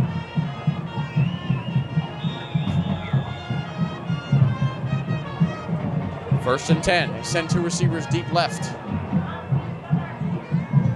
And the offensive linemen aren't just set quite yet. They're not down their stance yet. Now they are. This is from about the 28-yard line or so. Gotta love Wong coming in the game down 41-20. Must be a gutsy move. I think it's more for his teammates to let him know that I'm okay, fellas. I'm going to go back in the war and try to see what we can do. He gets buried by everybody, including Josh Adams And let's see here, big numbers. I think number. Oh, you had Ainsworth in on that stuff. Well, yeah, Ainsworth and among others there. You had and Adams as well. They push him back for a yard. Wong goes nowhere. This is a pitch right. This is Wharton. Wharton on his feet, but not much. Monrovia knows the run is coming and able to tighten it up a little bit. He clunks bodies there with Erwin Baker, puts the crunch on him. And Wharton gets about 2 or 3. We're inside 5 minutes to go. They've had success all day running off their guard. They're going to go back to it with about 6 minutes, actually a little bit under 5 minutes to go in the game. And what South Pasadena needs to do in the future games is to maybe to pass the ball a little bit on the outside, because right now they're basically playing half side of the field. They got to play it a little bit honest, but we'll see what they're going to do. And with Wong in the game, you just don't know what's going to happen. 3rd down and 7. It was a gain of 4 here. South Pasadena at around their own 31. They go skyward. It's high. It's deep. And it's caught. And it immediately is hit. Leaping catch. Very nice attempt there. Very nice effort. Caught there in the arms of number 28. Got hit Paul Wilkins on the catch. Paul Wilkins right away is hit by Mike Ainsworth. Good defensive play. He was right on him immediately, ready to fire on his keister. But a good passing gain. They haven't had too many here tonight of about 19 yards. It's, well, call it 20 or 21 yards. They're already in Monrovia territory. 1st and 10. Clock is ticking. 2 receivers to the far right of Stimfel. Linebackers up a little tight forward the line from Monrovia. This is Wong. Off tackle to the right, still on his feet. Caught from behind, but still gets a few yards after that. Ball might have been shaken loose, but he retains possession of it. And ensuring that he is down is, let's see here, Jerry Hemingway. Sometimes plays on defense, and also tall number 88, Brendan Marquez, 5'11", 155. He's a linebacker. He's a junior. I think South Pass has got at least 2 timeouts left. I know that.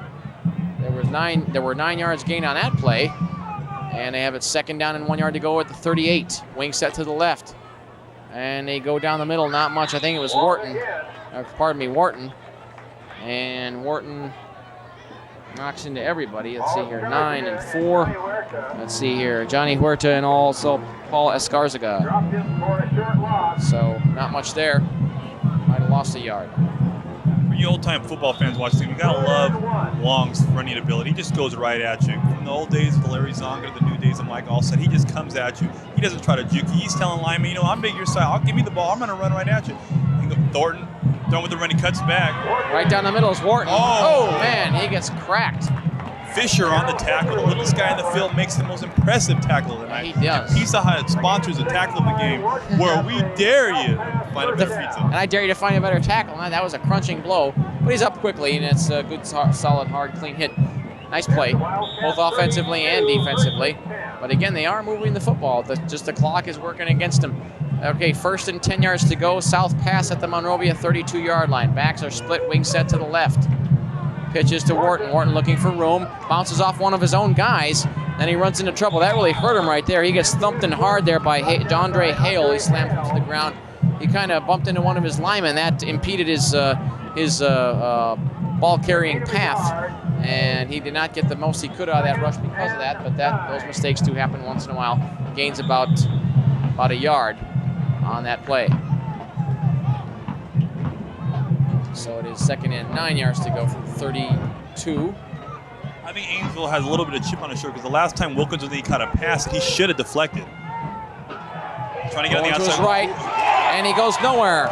Hits him and knocks him down. Swinging him around in the process is Jamal Bourne, probably his first sack of the night. The linebacker, the senior, crashes through and wreaks his havoc. Good play there. Didn't even get a full arms on him. He didn't really have to. He just took care of him in a real nonchalant, on that tackle, away Jamal, from the body manner. Nice sack though. They lose plenty. They lose about 11. It's 3rd and 20, and we do have a timeout called by the Tigers. I was really impressed in the last tackle by Jamal. He went up to Thornton and said, we wish you were never born, Jamal Bourne, with the tackle. Time on the field, about 1:43 left in the game. This is basically winding down the field. And what a lovely night tonight we have here with homecoming. Look, great crowd, great emotions. Ainsworth put on what a great show. And also, can't forget about Akil Harris, showing everyone. Came here to see Ainsworth, but Akil, I'm here on this team. Yeah, they've lit up the sky. Akil Harris, of the 6 touchdowns, he has scored 5, both through the ground and through the air. Done a great job here tonight. But again, let's give some credit to the guys that deserve that credit. The offensive lineman, Michael Brunston, number 51. Center, Brian Dixon. Left tackle, Rhett Butler. Right tackle, Jerry Hemingway, and also John Thomas, number 69. Round out the offensive line. These guys are doing a great job all season, not only this game. 3rd down and 20 yards to go for the first down. Ball being snapped from about the 45 of Monrovia. It's dropped straight back. Stimfel, it's a screen play. It is complete. We got a flag down way behind the line of scrimmage, and he scampers free. Wharton still on his feet. His motion is stopped. He finally got out of bounds at the 10, but we have a flag well after the ball was thrown to him, well behind the line of scrimmage in the middle of that run. I saw it out of the corner of my eye. It's coming back. It looks like a holding call on the play. Great play call, but maybe a little bit too late. Throwing a beautiful run on the play. He's done a great job all night. Personal foul. Oh, against the Wildcats. So they're going to tack on some yards. This one probably 15 yards, or, well, they're inside the 25. I don't think it's half the distance to the goal line just yet. It's got to be inside, I believe, the 10 or the 20 for it to be half the distance. And, wow, this is going to be a tack on. Let's see, they snapped that ball from the 45 and is now at the 10. So with penalty and everything, now it's inside the 10. At about the 7. And we'll call it the 7.5 yard line. So 35, about a 38 yard gain, run and penalty. We only have a minute and a half remaining in the football game. South Pasadena is not quitting. Wing set to the left. They go to the air. It is a little bit beyond, well, more than a little bit beyond the reach there of South Pasadena's Paul Wilkins. He was tightly covered there by Mike Ainsworth. Incomplete. It'll be 2nd down and goal to go for the goal to go. South Pasadena fighting it out to the end. If you look at this game, Pete, it's almost a game of 2 halves. The first half, Monrovia comes out, puts a crooked number 20-6 on the scoreboard. Second half, you look at the scoreboard, it's 20-41. It's kind of a good game in the second half, but you figure if South Pasadena would have done anything in the first half, it would have been a nice, better ball game. And what they're doing right now would have made a little bit something. But with long in the ball game, with all the emotional from coming up at injuries, kind of make this game a little bit interesting. And maybe later on in the season, they play them in playoffs, they'll have a little bit of confidence maybe to put it right at them. They definitely have a good offense. You got to have a defense to match them. Backs are set. We get straight back. Stimfel cross back, and he's in trouble. He wanted to throw. He didn't find anybody open. Everyone tightly covered. Gets back. Basically made. Well, no, he lost about 3 yards. Only got back to about the 10, and he goes down. Compliments of Skarziga and Jerry Hemingway. So it's kind of strange that they call 2 pass plays here when what got him down this far was the ground game. Like I always say, if it ain't broke, why fix it? But Stimfel, not a very fleet-of-footed quarterback, just thought he can do something on a broken play. He hasn't had a lot of needs to get himself out of trouble because he hasn't put it up that much. It's complete here to Wharton. Wharton catches it around the line of scrimmage, running sideways to the 10, and he is knocked in hard around the waist there by Fisher. Fisher with a terrifying tackle. Good solid hit there right around the waist. Nothing flagrant about that. They get back basically to the line of scrimmage on the previous play. So a lot of running, not much and passing, not much gain there. No huddle. They are inside a half minute to go. Tight formation on the left side. It is it's complete but short. It was goal to go from the 10. It was complete there and hit right away was Nick Larez. And he goes down.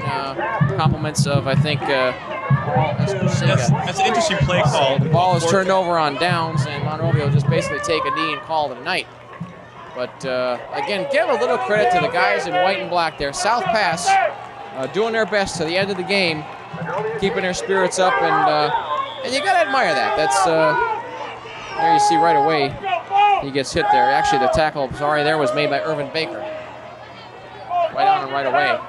Gain about 3, but again, they had to get to the end zone. It was a goal-to-go situation. So, Monrovia, the clock is ticking right now. We're at 4, 3, 2, and 1. And ladies and gentlemen, the city of Monrovia is up in smoke for the Wildcats.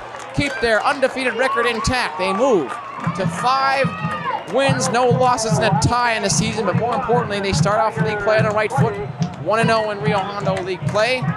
And of course, the South Pasadena Tigers drop to 4-2 on their season and 0-1 in Rio Hondo League play. But again, we saw a lot of encouraging things on both sides of the football, Kiki. But again, what can you say about Akil Harris? I mean, I'm not saying he's the number 2 man here tonight. He's definitely the guy with a little bit less attention than the all-talented Mike Ainsworth. But here is a guy that scored 5 of the 6 touchdowns here tonight. Did they go to him because everyone was expecting him was going to get the ball? Possibly. But he did a bang-up job here tonight. Really, everybody did. Rice Moore, our quarterback Daryl Moore did a fine job the times he threw it. And I'm just guessing here. I don't have any stats in front of me, but I would say we probably saw a total of at least 750 yards total between the two teams here tonight. Offensive. It was a real offensive firepower game. And again, the final score 41-20. It was quite an offensive display on both sides of both offenses, both squads here tonight, Keith. Very impressed with South Pass Monrovia did, but also you got to realize it's the greatest game when 2 high school teams get together after fighting a war. They get by, they walk each other, shake each other's hands, say, you know what, it's a great game, great war, but let's put it to rest. Greatest time of the game. Actually, I love this when 2 teams walk by each other and shake each other's hands. You gotta love high school football. This was a fun one. High school football for me is where it's at. This is everything football is about. I love this level. Monrovia, they always treat us well here. It's always good to be out here. We'll be out here one more time again for the 4th and last. Unfortunately, they only have 4 home games this year. Last one against Blair there on Thursday night, October the 30th. I believe that's a 7 p.m. start. And there you see the final result here tonight. So Monrovia, they got a lot to feel good about. Again, they'll probably address some, not saying defensive weaknesses, but they were challenged defensively here tonight. Really wasn't a concern because they would continue to put up the points up on the board. Did a good job. There you see the guys. They've got to be happy with their performance here tonight. Of course, Steve Garrison, being the good, solid coach that he is, not going to let him get a big head. There he is right there. There's the big Coach G right there, the big lug that he is. Good guy, giving words of encouragement there to his good guy, Irvin Baker. And they did a good job here tonight. And again, to give credit to the guys at South Pasadena, never say die until the end. They made it an interesting football game, even though the score was somewhat lopsided in a lot of parts of the game. Well, we want to thank everybody for joining us here on KGM Channel 3. It certainly was fun to be out here. My name is Peter Pigskin Hebda. I'm Kiki Esparza, and once again, we dare you to find a better pizza, Pizza Hut. Pizza Hut, we want to thank everybody at Pizza Hut over there, cooking up the pies there tonight, the Arcadia Pizza Hut. Again, from Monrovia High School, folks, the Monrovia Wildcats, 41, the South Pasadena Tigers, 20. And until the next game 2 weeks from now, folks, I hope you're having a good week, and we'll see you then. Good night.